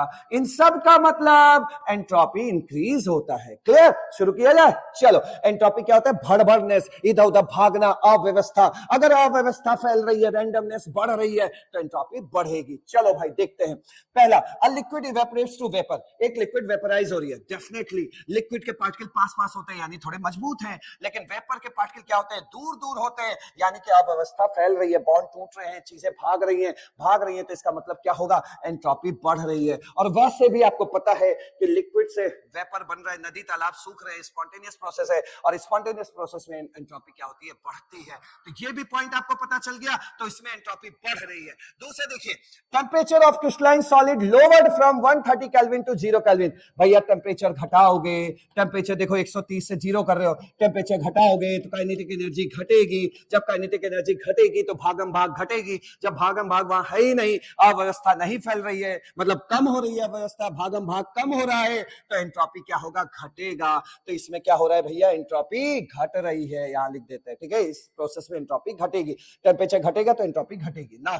सी, यहां देखो ये सॉलिड है, गैस है, गैस, एक भी टर्म अगर गैस का मिल जाए तो उसको किससे फोड़ोगे, डेल्टा एनजी से। ठीक है, डेल्टा एनजी से। डेल्टा एनजी क्या होता है, प्रोडक्ट के साइड में जो गैसियस पार्टिकल्स हैं उनके मोल ले लेना भाई, 1 + 1 2। और देखो ये तो सॉलिड है तो इसको तो छुएंगे नहीं, तुम भी सॉलिड हो भैया, तुम्हें भी नहीं छुएंगे। प्रोडक्ट साइड में गैस के क्या है, 1 मोल 1 मोल, तो कितना हुआ, 2 मोल, और बाकी तो भैया इधर इसको छुएंगे नहीं, और ये भाई साहब को भी ले नहीं सकते, तो इसका क्या हुआ, डेल्टा एनजी क्या हुआ, +2। डेल्टा एनजी अगर ये डिफरेंस इन गैसियस मोल्स बढ़ रहा है, +2 है, बढ़ रहा है, तो इसका मतलब आपको पता है कि एंट्रोपी बढ़ेगी। क्लियर, ये सिखा के आए। नेक्स्ट अगला देखो, Cl2 गैस, 2Cl गैस। देखो दोनों ही गैस में है, तो आप इसको ऐसे भी कह सकते हैं कि नंबर ऑफ मोल्स बढ़ेगा तो भाई एंट्रोपी बढ़ेगी। देखो ये Cl2 गैस है तो ये कितना मोल है, 1 मोल है, और 2Cl गैस को आप कैसे लिख सकते हो, Cl gas plus Cl gas. तो इधर देखो 1 मोल 1 मोल, कितना मोल हो रहा है, 2 मोल हो रहा है, और इधर देखो 1 मोल हो रहा है। मतलब अगर सारे टर्म्स गैस में तब भी आप ये कह सकते हो कि अगर रिएक्शन के दौरान नंबर ऑफ मोल्स बढ़ रहे हैं तो एंट्रोपी क्या होगी, बढ़ेगी। नहीं तो अपना डेल्टा एनजी से चेक कर लो ना, सेम आंसर देगा। ठीक है, एंट्रोपी बढ़ेगी। तो किसमें एंट्रोपी बढ़ रही है, एंट्रोपी बढ़ रही है आपकी ए में, बी में नहीं बढ़ रही है, सी में बढ़ रही है, और डी में बढ़ रही है। तो आंसर क्या हुआ, A C D, C option. Clear. आइए नेक्स्ट क्वेश्चन देखिएगा क्या कहता है, फॉर इरिवर्सिबल एक्सपेंशन, इरिवर्सिबल क्या बोल दिया आपको, irreversible, for irreversible expansion of ideal gas under isothermal condition the correct option is, ये देखो भाई आइसोथर्मल कंडीशन बोलता है। आइसोथर्मल का मतलब क्या है, टेम्परेचर क्या होगा, कांस्टेंट होगा, टेम्परेचर क्या होगा, सेम होगा। और हमें पता है कि जो इंटरनल एनर्जी होता है it is the function of क्या, टेम्परेचर।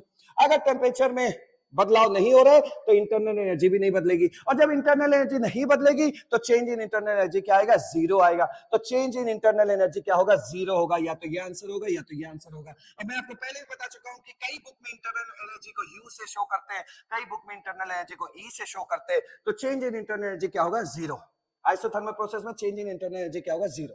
दूसरा देखिए इरिवर्सिबल, इरिवर्सिबल है तो हमें दिमाग में आ जाना चाहिए ये क्या होगा, स्पॉन्टेनियस होगा। स्पॉन्टेनियस होगा तो एंट्रोपी क्या होगी, बढ़ेगी। एंट्रोपी बढ़ेगी तो इसका मतलब चेंज इन एंट्रोपी क्या आएगी, ग्रेटर देन जीरो आएगी, पॉजिटिव आएगी।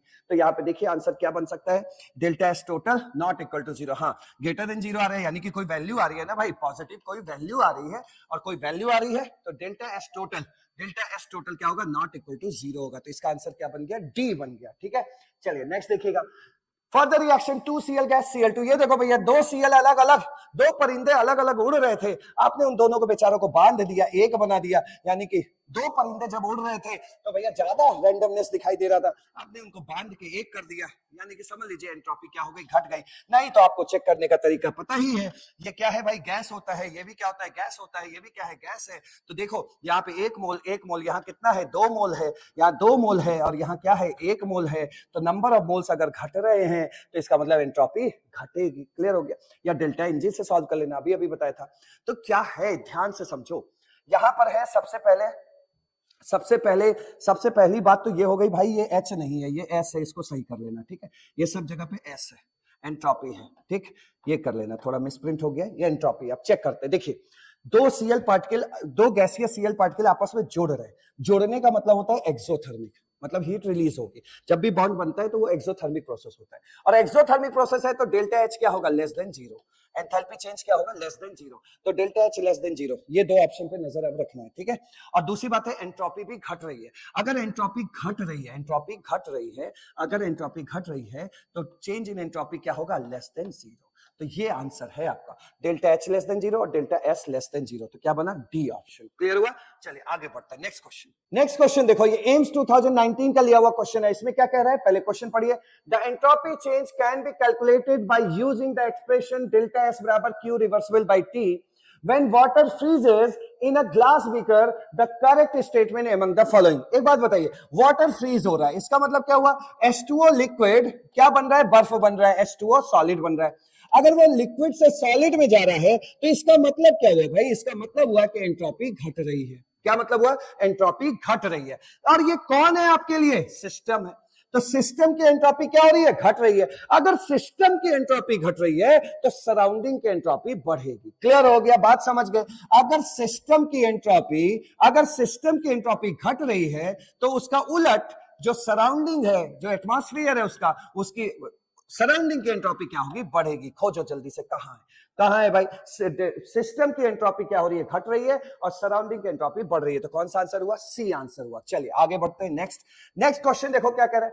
इन which case change in entropy is negative. कहता है डेल्टा एस कब निगेटिव होगा, नेगेटिव। तो डेल्टा एस तब निगेटिव होगा जब एंट्रोपी क्या होगी, घट रही होगी। क्योंकि आपको भी पता है कि delta S change in entropy क्या होता है, S final minus S initial. जब इनिशियल एंट्रोपी ज्यादा होगी और फाइनल कम होगी तो इसी को आप कहते हैं कि एंट्रोपी घट रही है। यानी कि आप जब डेल्टा एस निकालेंगे तो छोटा माइनस बड़ा करेंगे तो किसमें आंसर आएगा, नेगेटिव आएगा कि नहीं आएगा। तो आपको चेक करना है किसमें एंट्रोपी घट रही है। इधर देखिए 2H H2 गैस, यहां पर देखो नंबर ऑफ पार्टिकल कम हो रहे हैं कि नहीं, मोल्स कम हो रहे हैं कि नहीं। और अगर मोल्स कम हो रहे हैं तो एंट्रोपी यहाँ क्या हो रही है, कम हो रही है। नहीं तो अपना डेल्टा एनजी से सॉल्व कर सकते हो। ठीक है भाई, यहाँ आप फिर से एक बार देख लो, H plus H gives H2 है। तो यहाँ देखिए पहले पार्टिकल ज्यादा थे तो एंट्रोपी ज्यादा थी, भड़बड़नेस ज्यादा थी, अव्यवस्था ज्यादा थी। अब पार्टिकल क्या हो गए, कम हो गए, ये जुड़ के एक बन गया, एक पार्टिकल बन गया है पूरा जुड़ के। तो क्या है, नंबर ऑफ पार्टिकल कम हो रहे हैं, नंबर ऑफ पार्टिकल कम हो रहे हैं तो एंट्रोपी क्या होगी, घटेगी। एंट्रोपी अगर घट रही है तो यानी चेंज इन एंट्रोपी क्या आएगा, आएगा? लेस देन जीरो आएगा, नेगेटिव आएगा। ठीक है, इवेपोरेशन ऑफ वाटर, इसमें तो एंट्रोपी बढ़ रही है, यानी चेंज इन एंट्रोपी क्या आएगी? पॉजिटिव आएगी। Expansion of gas at constant temperature, expand हो रहा है यानी फैल रही है।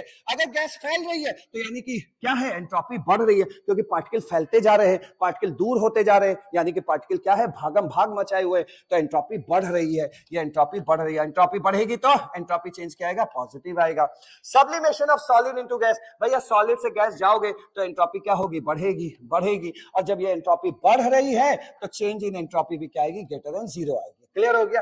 सॉलिड से गैस जा रहे हो, फिर से बोलने की जरूरत नहीं है भाई, सॉलिड से गैस जा रहे हो, पक्का हीट किए गए होगे, हीट किए गए होगे तो अंदर पार्टिकल की काइनेटिक एनर्जी बढ़ रही होगी, काइनेटिक एनर्जी बढ़ेगी तो अव्यवस्था फैलेगी, रैंडमनेस बढ़ेगा, रैंडमनेस बढ़ेगा तो एंट्रोपी बढ़ेगी, और एंट्रोपी अगर बढ़ेगी तो चेंज इन एंट्रोपी क्या आएगा? पॉजिटिव आएगा। तो आंसर क्या बना आपका? A option. ठीक है, नेक्स्ट बढ़ते हैं क्वेश्चन। नेक्स्ट क्वेश्चन देखो, ये AIPMT 2012 का पूछा हुआ क्वेश्चन, और इसमें क्या कह रहा है? In which of the following reactions standard reaction entropy changes delta S not is positive and standard gives energy change delta G not decreases sharply with increasing temperature. देखिए भैया, टेम्परेचर बढ़ाने से, हमने तो आपको पहले ही बता दिया कि टेम्परेचर बढ़ेगा तो एंट्रोपी भी बढ़ेगी। खैर, ये क्वेश्चन आपसे क्या कह रहा है समझिएगा।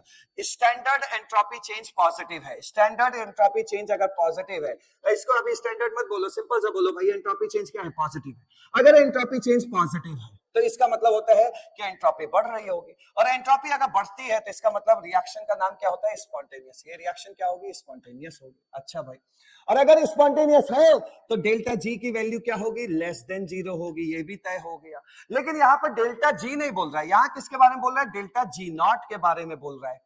ठीक है, तो डेल्टा G नॉट के बारे में बाद में देखेंगे, सबसे पहले हम ये चेक कर लें कि भैया किसमें एंट्रोपी बढ़ रही है, तभी एंट्रोपी चेंज क्या आएगा? पॉजिटिव आएगा। तो पहले ये चेक करो एंट्रोपी किसमें बढ़ रही है। देखिए यहाँ भी गैस के पार्टिकल है, यहाँ भी गैस के पार्टिकल है, और यहाँ पे क्या है? सॉलिड है। ठीक है, तो भैया अपना डेल्टा NG से फटाफट चेक करना शुरू करो। तो डेल्टा NG बराबर क्या होता है? प्रोडक्ट साइड का मोल गैस का, प्रोडक्ट साइड में जो गैस है उसका मोल ले लिया, और माइनस रिएक्टेंट साइड में जो गैस है उसका मोल ले लिया, तो ये माइनस हाफ हो गया, तो इसका मतलब क्या हो गया? Plus half. और प्लस हाफ अगर डेल्टा NG पॉजिटिव है तो इसका मतलब क्या हो गया? कि जो एंट्रोपी चेंज होगा वो भी क्या होगा? पॉजिटिव होगा। तो डेल्टा S क्या होगा? ग्रेटर देन जीरो होगा। मतलब डेल्टा NG अगर पॉजिटिव है तो एंट्रोपी बढ़ रही है, इसमें एंट्रोपी बढ़ रही है, और अगर एंट्रोपी इस रिएक्शन में बढ़ रही है तो एंट्रोपी चेंज भी क्या आएगा? पॉजिटिव आएगा। तो एक तो एंट्रोपी चेंज पॉजिटिव वाला मिला। अब आप कहेंगे सर ये तो एंट्रोपी चेंज पॉजिटिव है ना, ये तो स्टैंडर्ड एंट्रोपी चेंज के बारे में बोल रहा है। अरे भैया ये रिएक्शन को आप स्टैंडर्ड स्टेट पे कर लीजिए, तो वही बात तो हो गई ना, डेल्टा S नॉट। तो डेल्टा S नॉट और डेल्टा S कोई फर्क थोड़े है। ठीक है, तो हम मान लेते हैं कि हाँ ये रिएक्शन हम स्टैंडर्ड स्केल पे कर रहे हैं। आगे चेक करिए, देखिए ये भी गैस है, ये भी गैस है, ये भी गैस है। अगर आप डेल्टा NG निकालेंगे तो क्या आएगा? प्रोडक्ट साइड का 1 और माइनस इधर क्या आएगा? ये 1 मोल है और ये हाफ मोल है, यानी -3/2 हो जाएगा।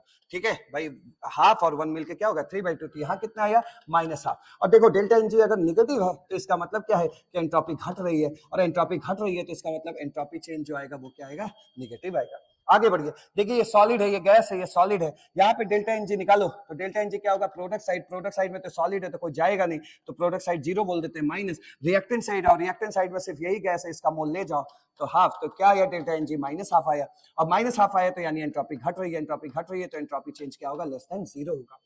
यहाँ देखो भाई ये सॉलिड है, ये गैस है, ये गैस है, तो सबसे पहले यहाँ डेल्टा NG निकाल लेना। डेल्टा NG क्या होगा? Product side half minus reactant side जो गैस के पार्टिकल है उसका मोल ले आना हाफ, तो यहाँ क्या हो गया? 0 हो गया। डेल्टा NG अगर 0 है तो इसका मतलब no change in entropy, entropy में कोई चेंज नहीं हो रहा है। ओवरऑल इसमें जो मिला हमें सिर्फ और सिर्फ फर्स्ट रिएक्शन ऐसे मिली जिसमें एंट्रोपी बढ़ रही है। ठीक है, तो फर्स्ट रिएक्शन हमें मिली जिसमें एंट्रोपी बढ़ रही है। अब एक बात देखिए, अगर एंट्रोपी बढ़ रही है तो क्या हुआ? देखिए आपको एक फॉर्मूला पता है, ऐसे देखो डेल्टा G नॉट बराबर डेल्टा H नॉट, ठीक है, -T डेल्टा S नॉट, ऐसे एक फॉर्मूला गैस-एल्बर्टस इक्वेशन से क्या है? अब आपसे कह रहा है टेम्परेचर बढ़ाया जा रहा है, टेम्परेचर भी बढ़ाया जा रहा है और साथ में जो एंट्रोपी चेंज है वो भी पॉजिटिव है, तो ओवरऑल ये दोनों चीज क्या हो रहा है? बढ़ रही है। और ये दोनों चीज अगर बढ़ रही है तो इसका मतलब क्या इशारा कर रहा है? कि ये चीज, ये वैल्यू बड़ी होती जा रही है, मतलब बढ़ती जा रही है। और ये वैल्यू अगर बढ़ती जा रही है तो एक दिन ऐसा आ जाएगा जिस दिन ये छोटा माइनस बड़ा होगा, और छोटा माइनस बड़ा होगा तो हमेशा आंसर किस में आएगा? नेगेटिव में आएगा। क्लियर हुआ? तो इस तरीके से क्वेश्चन करना था कि भैया टेम्परेचर बढ़ाओगे तो ये वाला पूरा टर्म बढ़ जाएगा, बढ़ेगा तो छोटी वैल्यू में से एक बड़ी चीज घटने लगेगी, तो ऑब्वियसली बात है कि डेल्टा G नॉट नेगेटिव हो जाएगा। तो इसके लिए आंसर क्या बना है? ये। वैसे भी ये क्वेश्चन सिर्फ इसी से सॉल्व हो जाता, क्योंकि अगर delta S not is positive आ रहा है तो एंट्रोपी बढ़ रही है, और एंट्रोपी अगर बढ़ रही है, ठीक है, एंट्रोपी बढ़ रही है, तो डेफिनेटली वो एक स्पॉन्टेनियस प्रोसेस जैसा बिहेवियर देगा और फिर इसमें हमें जाने की उतनी जरूरत नहीं पड़ती, ठीक है, क्योंकि स्पॉन्टेनियस प्रोसेस के लिए डेल्टा जी लेस देन 0 होता है। बट खैर हम इसलिए गए क्योंकि यहाँ डेल्टा जी नॉट की कहानी बोल रहा था, ठीक है। अब बढ़ते हैं नेक्स्ट क्वेश्चन, देखो AIPMT 1998 का पूछा हुआ क्वेश्चन है और कहता क्या है, identify the correct statement regarding entropy. यहां देखिए at absolute zero entropy of all crystalline substances to be zero, ये किसकी याद दिला रहा है, थर्ड लॉ ऑफ थर्मोडायनेमिक्स। और थर्ड लॉ ऑफ थर्मोडायनेमिक्स में मैंने आपको क्या सिखाया था कि 0 केल्विन पर -273 डिग्री सेंटीग्रेड पे 0 केल्विन पर प्योर क्रिस्टलाइन सब्सटेंस का एंट्रोपी क्या होता है, 0 होता है। तो वही खोजना है। सबसे पहले देखो यहां पे, देखो इसको एट एब्सोल्यूट जीरो टेम्परेचर, यानी कि ये बात कर रहा है 0 केल्विन पे, 0 केल्विन पे एंट्रोपी ऑफ परफेक्टली, परफेक्टली का मतलब ये होता है प्योर, जो आप सीख के perfectly crystalline substance is taken to be 0। इस क्वेश्चन को अच्छे से करना वरना फंस जाओगे। देखो यहाँ 0 डिग्री सेंटीग्रेड दिया है, 0 डिग्री सेंटीग्रेड होता नहीं है, लेकिन स्टूडेंट अगर थर्ड लॉ ऑफ थर्मोडायनेमिक्स को अच्छे से रीड नहीं करेंगे तो हो सकता है कि वो इस पे भी न टिक लगा दे। देखो at 0 degree centigrade the entropy of perfectly crystalline substance is taken to be 0। वो हल्का सा भी भूले कि नहीं भैया वहां एब्सोल्यूट 0 केल्विन होता था, यानी एब्सोल्यूट 0 टेंपरेचर होता था, मतलब 0 केल्विन पे बात होती है, -273 डिग्री सेंटीग्रेड पे बात होती है, ना कि 0 डिग्री सेंटीग्रेड पे। तो ये क्वेश्चन आपको अच्छे से करना है। नाउ नेक्स्ट क्वेश्चन आपके एनसीईआरटी का भी है और नीट 2018 का क्वेश्चन है, और ये क्वेश्चन आपके लिए नीट एग्जाम के न्यूमेरिकल में सबसे पसंदीदा न्यूमेरिकल है आपके एनटीए वालों का, आपके नीट एग्जाम का, ठीक है। तो ये क्वेश्चन बहुत अच्छे से तैयार करना, और इस तरह के क्वेश्चन की स्ट्रेटेजी अंदर थ्योरी में नहीं बनाई जाती है, इस तरह के क्वेश्चन की स्ट्रेटेजी क्वेश्चन के साथ ही बनाई जाती है। तो मैं आपको फटाफट सिखा रहा हूं। देखिए आपको एक रिएक्शन दी जा रही है N2+3S2 gives twice NH3, उसमें आपको एंथैल्पी चेंज दिया जा रहा है -95.4 किलो जूल, एंड आपको एंट्रोपी चेंज दिया जा रहा है -198.3 जूल पर केल्विन, और आपसे पूछा जा रहा है कि कैलकुलेट द टेम्परेचर, वो टेम्परेचर बताओ eight which the reaction will proceed in forward direction. पहले एक बात सुनो, क्वेश्चन फिर समझा देंगे, लेकिन एक बात समझो, यहां पे आपसे कह रहे हैं कि वो टेम्परेचर बताओ जिस पर रिएक्शन फॉरवर्ड डायरेक्शन में चलने लगे, मतलब वो टेम्परेचर जिस पर रिएक्शन प्रोसीड कर जाए फॉरवर्ड डायरेक्शन में। या तो ऐसा सेंटेंस बोलेगा, या तो आपसे इसी का मतलब हो सकता है कि स्पॉन्टेनियस, रिएक्शन स्पॉन्टेनियस हो, मतलब आगे बढ़ने लगे, रिएक्शन चलने लगे। भाई देखो इस तरह के दोनों का मतलब का एक ही मतलब होता है कि डेल्टा जी लेस देन 0, बस इतना दिमाग में रखना, ठीक है। तो डेल्टा जी लेस देन 0 किसको बताता है, रिएक्शन के स्पॉन्टेनियस होने का या रिएक्शन के फॉरवर्ड डायरेक्शन में जाने का, ठीक। तो डेल्टा जी लेस देन 0, इन दोनों का मतलब आपको लिखना है। अब देखिए आते हैं क्वेश्चन पे और बना लेते हैं स्ट्रेटेजी फटाफट कैसे क्वेश्चन सॉल्व किया जाता है। देखिए एंथैल्पी चेंज आपको दिया हुआ है डेल्टा एच बराबर -95.4 किलो जूल पर मोल, ठीक है। तो इसको आपको किलो जूल को जूल में कन्वर्ट कर लेना है, -95.4 इंटू 10³ जूल पर मोल, ठीक है, ये हो गया। और दूसरा आपको दे रहा है एंट्रोपी चेंज, एंट्रोपी चेंज की वैल्यू दे रहा है -198.3 जूल पर केल्विन, ठीक है। देखिए डेल्टा एच की वैल्यू भी निगेटिव में दे रहा है और डेल्टा एस की वैल्यू भी निगेटिव में दे रहा है। अब पहले आपको क्या कर लेना है कि अपना गिब्स हेल्महोल्ट्ज इक्वेशन लिख लेना है, डेल्टा जी बराबर delta H minus T delta S, ठीक है। अब देखिए यहां से डेल्टा जी बराबर delta H minus T delta S, तुम भी निगेटिव दिए हो और तुम भी निगेटिव हो, तो देखिए इसके अंदर का निगेटिव और ये वाला निगेटिव मिलके पॉजिटिव हो जाएगा कि नहीं, तो मतलब इसका मामला यहाँ पे ऐसा कुछ दिख रहा होगा, ऐसा। और डेल्टा एच की वैल्यू निगेटिव दिया तो माइनस डेल्टा एच कर दो, ठीक है, और इधर हो गया डेल्टा जी। ये हुआ कि अगर निगेटिव वैल्यू पुट कर देंगे तो ये ऐसा दिखने लगेगा। अब एक बात बताइए, आपको क्या करना है, डेल्टा जी को निगेटिव बनाना है, लेस देन 0 बनाना है। तो डेल्टा जी निगेटिव कब होगा, तो आपको क्या करना है कि अपने क्लास 2-3 में चले जाओ, सेकंड क्लास थर्ड क्लास में जब आप जोड़ घटाना सीखते थे वहां चले जाओ। अब आप खुद बताइए, अगर हम डेल्टा जी की वैल्यू निगेटिव में लाना है, ठीक है, तो ये देखिए जो डेल्टा एच की वैल्यू है अगर हम ये बड़ी पुट करते हैं, ठीक है, तो और ये वाली वैल्यू क्या हो जाए, छोटी हो जाए, तो खुद देखो अब क्या बनेगा, जैसे ही डेल्टा एच की 3 वैल्यू पुट करोगे, आगे बैठा हुआ है माइनस, तो ये क्या बन जाएगा -3 और इधर क्या बन जाएगा +2। तो ओवरऑल आंसर निगेटिव में आया कि नहीं, और ये निगेटिव आंसर किसका हुआ, डेल्टा जी, मतलब डेल्टा जी किस में आ गए, निगेटिव में। तो यहीं से अकल लगना चाहिए क्या, कि ये जो डेल्टा एच की वैल्यू है, ये जो डेल्टा एच की वैल्यू है वो टी डेल्टा एच से बड़ी होनी चाहिए। ये जो डेल्टा एच की वैल्यू है वो टी डेल्टा एस से बड़ी होनी चाहिए, और जैसे ही यहां बड़ी पुट करोगे आगे माइनस खेल कर जाएगा, खेल कर देगा, और डेल्टा जी की वैल्यू नेगेटिव में आ जाएगी, ठीक है। इसको देखो, इसको गौर करो, ठीक है। तो delta H delta H delta H delta H delta H delta H बड़ा होना चाहिए किससे, टी डेल्टा एस से। बन गई ना स्ट्रेटेजी। तो temperature less than delta H by delta S, इसको आपने इधर भेज दिया, ये आ गया। अब इसको आप सॉल्व कर लीजिए, डेल्टा एच की वैल्यू पुट कर देना। तो डेल्टा एच की वैल्यू पुट करोगे तो देखो क्या आ जाएगा, डेल्टा एच की वैल्यू कितने दी है, ये -95 इंटू 10⁻³ ऊपर आ गया, और नीचे डेल्टा एस की वैल्यू कितना दिया है, -198.3। और जब इसको सॉल्व करोगे तो जो टेम्परेचर है वो 481 केल्विन से, मतलब इसको सॉल्व करोगे तो आएगा 481, और आगे लगा है लेस देन, लगा देना लेस देन, और इधर लिखा है टी, आपको मिल जाएगा आपका आंसर। तो इस तरीके से क्वेश्चन सॉल्व करना है, ठीक है। तो इस तरह जोड़ घटाना करके ना बहुत जल्दी आप समझ जाओगे कि मैं क्या बोलना चाह रहा था और ये कैसे आया, ठीक। चलो आगे बढ़ते हैं नेक्स्ट क्वेश्चन पे। नेक्स्ट क्वेश्चन क्या कह रहा है, for a sample of perfect gas when it's pressure is change isothermally from P1 to PF, the entropy change is given by, वही वाला फॉर्मूला है आपका entropy change of the system. क्या क्या सिखाया था, याद है कुछ, क्या भूल गए, ये था ना NCP ln, यहाँ क्या था T2/T1 प्लस यहाँ पे क्या था NR, और क्या था ln P1/P2। P1/P2 का मतलब क्या होगा, P इनिशियल, और इसको क्या बोल दो, P फाइनल। अब कह रहा है आइसोथर्मल है, आइसोथर्मल है तो टेम्परेचर क्या होगा, सेम होगा। टेम्परेचर सेम होगा तो कट कटा के यहाँ 1 आ जाएगा, ln1 क्या होगा, 0 होगा, तो ये पूरा टर्म ही 0 हो जाएगा। तो डेल्टा एस किसके बराबर बचेगा, NR ln PI/PF। खोजो कहीं है, डेल्टा एस बराबर NR ln PI/PF। ये बी ऑप्शन हो जाएगा, नहीं हो जाएगा। चलो आगे बढ़ते हैं नेक्स्ट क्वेश्चन। नेक्स्ट क्वेश्चन देखिए, नीट 2007 का पूछा हुआ क्वेश्चन है, और मैं आपसे बार बार कह रहा हूं कि इसी तरह का क्वेश्चन एंट्रोपी में सबसे ज्यादा बार पूछा गया है। अच्छे से तैयार कर लो, पहले क्वेश्चन रीड करना। For a given reaction enthalpy change दिया है 35.5 किलो जूल पर मोल, और एंट्रोपी चेंज दिया है 83.6 जूल पर केल्विन पर मोल, ठीक है भाई। The reaction is spontaneous at, आपसे पूछ रहा है किस टेम्परेचर पे रिएक्शन स्पॉन्टेनियस होगी। मैंने आपको 10 बार बोल दिया, स्पॉन्टेनियस बोले या फॉरवर्ड रिएक्शन बोले तो इसका मतलब सीधा बस आपको निकालना है डेल्टा जी लेस देन 0, और बना लेनी है एक स्ट्रैटेजी। चलिए बना लेते हैं स्ट्रैटेजी कि कब ये जो भी रिएक्शन है ये कब स्पॉन्टेनियस होगा, ठीक है, किस टेम्परेचर पे। इसके लिए आपको करना क्या है कि बस अपना गिब्स हेल्महोल्ट्ज इक्वेशन लिख लेना इस तरह, ये ठीक है। अब यहां से आपको डेल्टा एच और डेल्टा एस की वैल्यू देख लेना, क्या क्या दिया है। डेल्टा एच की वैल्यू दिया है, देखो पॉजिटिव में दिया है, और डेल्टा एस एंट्रोपी चेंज की वैल्यू भी किसमें दिया है, पॉजिटिव में दिया है। इसका मतलब ये भी पॉजिटिव है और ये भी पॉजिटिव है, ठीक है भैया। तुम दोनों लोग पॉजिटिव हो, तुम दोनों लोग अगर पॉजिटिव हो तो ये ऐसा ही दिखेगा, delta H minus T delta S. अगर ये निगेटिव होता तो निगेटिव निगेटिव मिलकर यहाँ पॉजिटिव दिखने लगता, लेकिन दोनों ही यहाँ पे प्लस है तो ऐसा ही दिखेगा, ऐसा ही दिखेगा। और आपको क्या करना है, किसी तरह डेल्टा जी लेस देन 0 बनाना है। अब डेल्टा जी लेस देन 0 कब आएगा, तभी तो आएगा जब ये क्या हो, छोटा हो, ये क्या हो भैया, छोटा हो, और ये वाली वैल्यू क्या हो जाए, बड़ी हो जाए। अब खुद देखो, ये छोटा बड़ा, ये छोटा बड़ी, बड़ी की जगह बड़ा लिख लो भाई, अच्छा नहीं लग रहा, बड़ा, ठीक। अब मान लो छोटा है, ये 2 हो जाए, इसकी वैल्यू 3 हो जाए, 2 - 3 आ गया ना आंसर निगेटिव में, माइनस का 1, बस ऐसे सोचना था। तो ये क्या है, क्या कंडीशन बता रहा है कि ये छोटा हो वो बड़ा हो, यानी कि टी डेल्टा एस क्या हो, बड़ा हो किससे, डेल्टा एच से। तो टी क्या हो, बड़ा हो किससे, delta H by delta S से। हो गई आपकी स्ट्रेटेजी तैयार हो गई, वैल्यू पटकिए, आंसर निकालिए। चलिए वैल्यू पटक देते हैं, टी बराबर डेल्टा एच। डेल्टा एच क्या दिया, 35.5 किलो जूल दिया, इसको मत भूल जाना।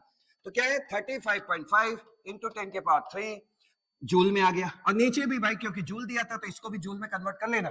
तो ये देखो जूल दिया है 83.6 जूल, ठीक है। ये टी आ जाएगा, और टी में आपको ऐसे लिख देना है, बस ये हटा देना है, और ये यहाँ क्या आया था, टी ग्रेटर देन एस से।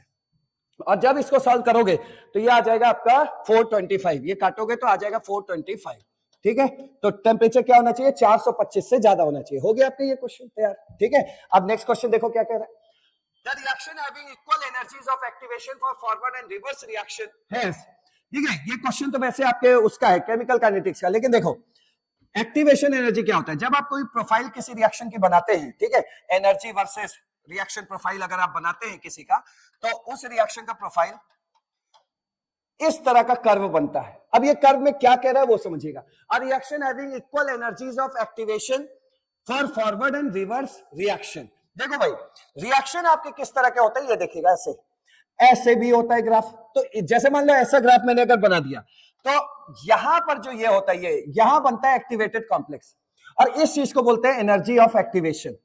इसको बोलते हैं फॉरवर्ड के लिए, और इसको एनर्जी ऑफ एक्टिवेशन मतलब एक्टिवेशन एनर्जी इसको बोलते हैं बैकवर्ड के लिए।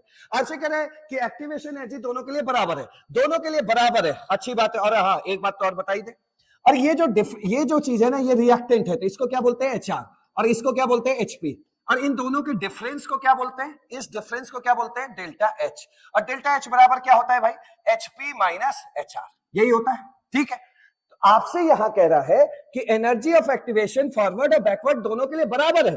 बराबर इसका मतलब ये ग्राफ ऐसा बन रहा है, ऐसा, तभी तो बराबर आएगा। खुद ही देखो ये, तो ये क्या है? एक्टिवेशन एनर्जी फॉरवर्ड, एक्टिवेशन को ई से शो करते हैं, ये फॉरवर्ड है। और ये क्या है? Activation energy backward. ठीक है, बैकवर्ड के लिए activation energy E A B. ठीक, ई ए का मतलब एक्टिवेशन एनर्जी। अब कहना है दोनों बराबर है। जब दोनों बराबर है भैया, इसी के गैप को डेल्टा एच बोलते हैं। जबकि यहां तो बराबर है, यहां बराबर होने का मतलब क्या हो गया? हीट ऑफ रिएक्टेंट या एंथैल्पी ऑफ रिएक्टेंट जो बोल लो, और हीट ऑफ प्रोडक्ट आपस में क्या है? बराबर है। ये दोनों जब बराबर होंगे तभी एक्टिवेशन एनर्जी की देखो लेंथ बराबर आएगी। आएगी कि नहीं आएगी? तभी एक्टिवेशन एनर्जी क्या होगा? बराबर होगा। अब ये बराबर है तो इसका मतलब आप खुद बताइए, डेल्टा एच बराबर क्या होता है? Heat of product minus heat of reactant, यही तो होता है। और ये दोनों आपस में बराबर है तो क्या आएगा? जीरो आएगा। तो डेल्टा एच बराबर क्या आ जाएगा? जीरो आ जाएगा। और दूसरा कह रहा है डेल्टा जी डेल्टा एस के बारे में, ये बताइए डेल्टा जी बराबर delta H minus T delta S होता है। होता है कि नहीं होता है? तो सिर्फ यही तो जीरो हुआ है, ये थोड़े जीरो हो गया है, यानी कि सिर्फ डेल्टा एच जीरो हो रहा है। और इसकी वैल्यू नहीं पता भाई, इसकी वैल्यू क्या आ रहा है, और कुछ डेटा देते तो हम इसको भी निकालते। तो यहां से सिर्फ यही कंफर्म हो रहा है, बाकी इसके बारे में हमें कोई जानकारी नहीं है। क्लियर हो गया? चलिए नेक्स्ट क्वेश्चन देखो भाई, एआईपीएमटी 2012 में ये एंट्रोपी का न्यूमेरिकल पूछा गया था। क्या पूछा है? The enthalpy of fusion of water is 1.435 kilo calorie पर मोल, यानी कि आपको दिया है डेल्टा एच फ्यूजन। ठीक है भाई, The molar entropy change for the melting of ice at 0 degree centigrade. 0 degree centigrade, हाँ भाई, फ्रीजिंग पॉइंट 0 डिग्री सेंटीग्रेड ही होता है। और इसका मतलब क्या होता है? 273 केल्विन। ठीक है भाई, तो आपको मोलर एंट्रोपी चेंज पूछ रहा था। अरे सीधा फॉर्मूला लगाओ एंट्रोपी चेंज ऑफ फ्यूजन वाला, क्या बनेगा? Delta H fusion. बड़ा आसान क्वेश्चन, मुझे अपने बचपन में लगता था। Delta H fusion by T. Delta H fusion आपको दिया हुआ है, कितना दिया है? 1.435। चूंकि यहाँ पे किलो में दिया है तो इसको किलो कैलोरी को कैलोरी में चेंज कर लेना, 10 की पावर 3 कर देना, कैलोरी आ जाएगा। ठीक है, और नीचे टेम्परेचर, ये क्या होता था? Freezing point. फ्रीजिंग पॉइंट आपको भी पता है कि यहाँ पे आइस की बात हो रही है, पानी की बात हो रही है, तो पानी फ्रीज किस पे होता है? 0 डिग्री सेंटीग्रेड पे। चूंकि ये कैपिटल टी है इसलिए आपको केल्विन में रखना पड़ेगा, तो क्या हो गया? 273। ठीक है, और जब इसको काटो पीटोगे तो लगभग आपका ये सी ऑप्शन आएगा निकल के 5.26 कैलोरी पर मोल के आसपास। ठीक है, अपना करेक्शन भी कर लेना, मैंने ऐसे ही टिक लगा दिया, लेकिन मुझे ऐसा लग रहा है कि सी ऑप्शन आएगा। ठीक, चलो बहुत आसान क्वेश्चन है इस तरह का। अगला देखो, if the enthalpy change for the transition of liquid water to steam. Water to steam मतलब क्या हो गया? वेपराइजेशन हो गया। ठीक है, enthalpy change for the transition of liquid water to steam is इतना। इसका मतलब आपको डेल्टा एच वेपराइजेशन दे दिया है 30 किलो जूल। याद रखना इस चैप्टर में जब जब किलो आए भैया हटा देना उसको। ठीक है, जूल में कन्वर्ट कर लेना, 10 की पावर 3 जूल, ये हो गया। At 27 degree centigrade, 27 degree centigrade, इसमें कह रहा है 27 डिग्री सेंटीग्रेड पे ये काम हो रहा है।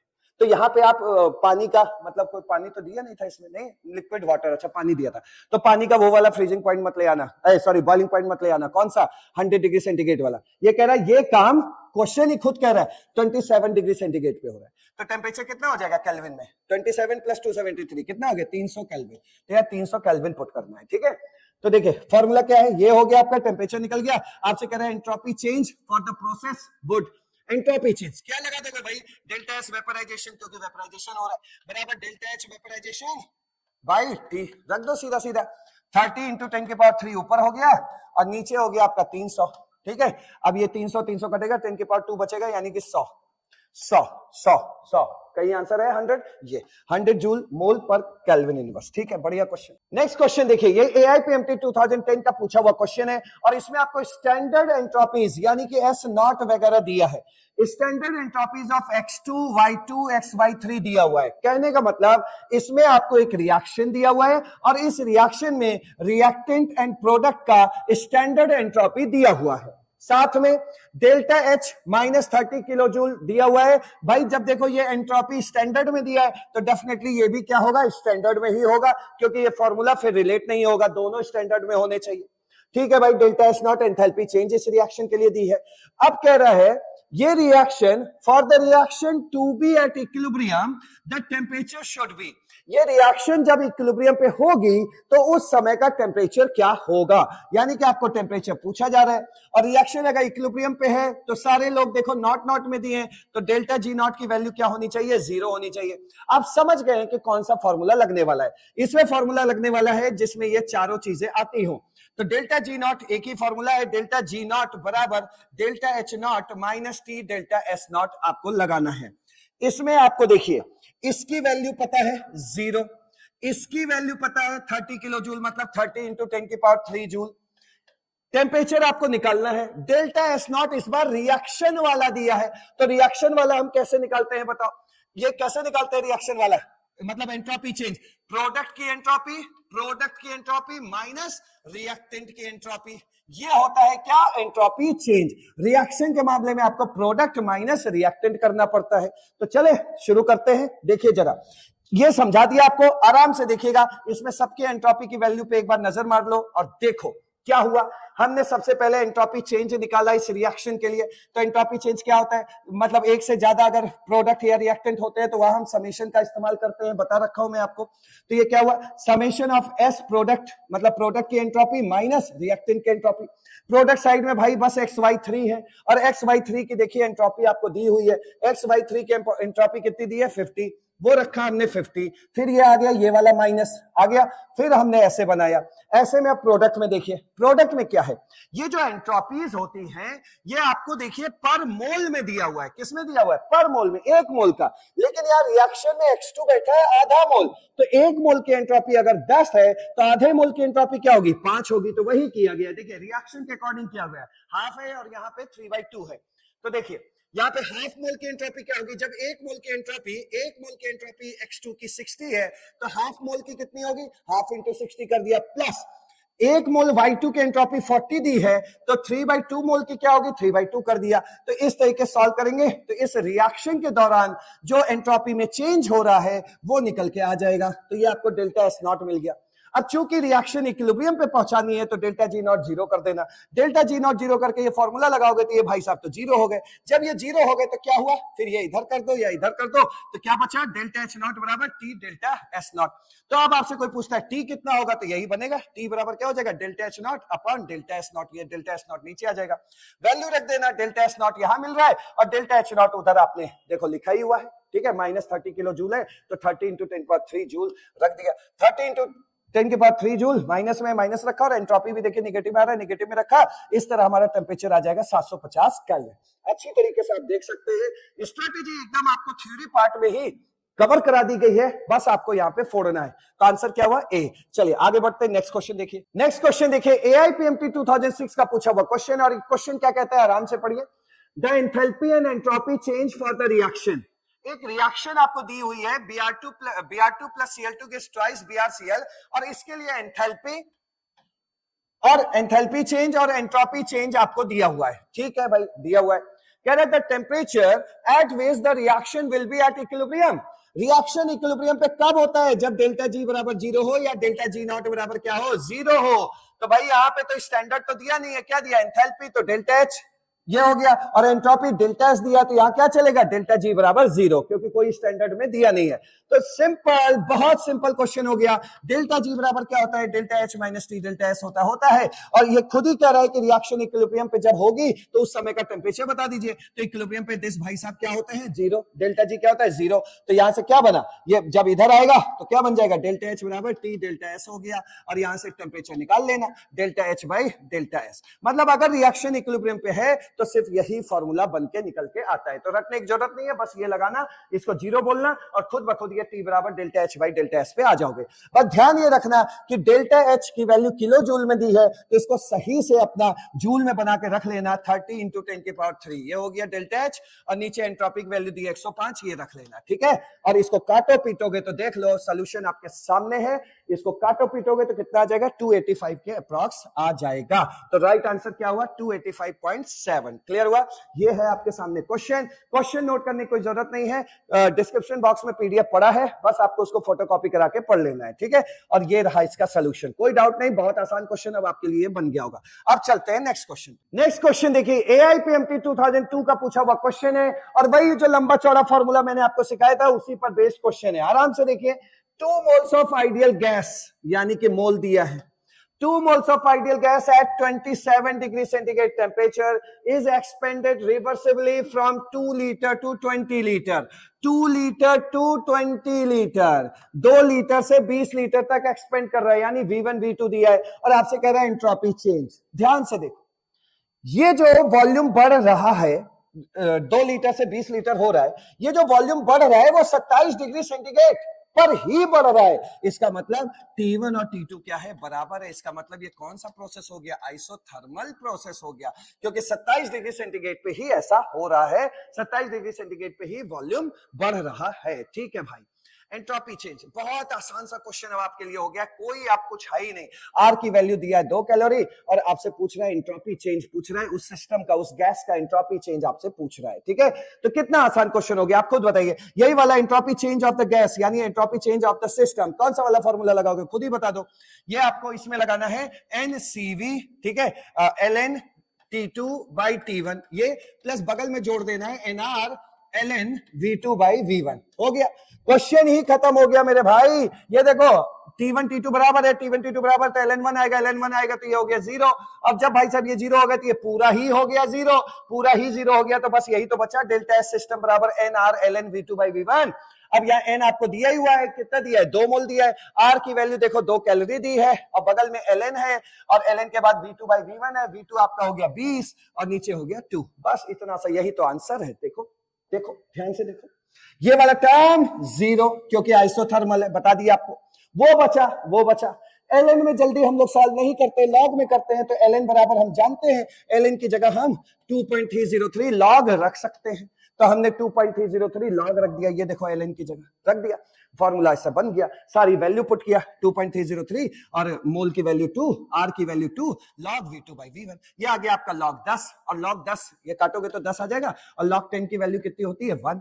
ये 1 हो गया तो बचा सिर्फ इतना बचा, इसको मल्टीप्लाई करोगे आ जाएगा 9.2 कैलोरी। हो गया, ये है इसका सॉल्यूशन। क्लियर? कितना इजी हो गया, अगर फॉर्मूला याद है तो कितना आसान क्वेश्चन हो गया। अब बढ़ते हैं नेक्स्ट क्वेश्चन। अब ये क्वेश्चन आज के सेशन का लास्ट क्वेश्चन है जो AIPMT 1994 से लिया गया है। ठीक है भाई, देखो इसमें क्या कह रहे हैं, एक रिएक्शन दी जा रही है आपको, following reaction occurring in an automobile 2C8H18, ये कोई गैस है, उसको O2 के प्रेजेंस में जलाया जा रहा है। 2 मोल आपका ये ऑक्टेन लिया गया है, ठीक है, और 25 मोल ऑक्सीजन से इसको जलाया जा रहा है, तो 16 मोल कार्बन डाइऑक्साइड बन रहा है और 18 मोल पानी बन रहा है। तो कह रहा है the sign of delta H, delta S and delta G would be. Clear? सबसे पहले डेल्टा H की बात करते हैं। यहां पे क्या हो रहा है, इसको जलाया जा रहा है, इसका मतलब ये एंथैल्पी चेंज इन कंबशन पूछ रहा है। कंबशन मतलब जलाना, और enthalpy change in combustion is always negative.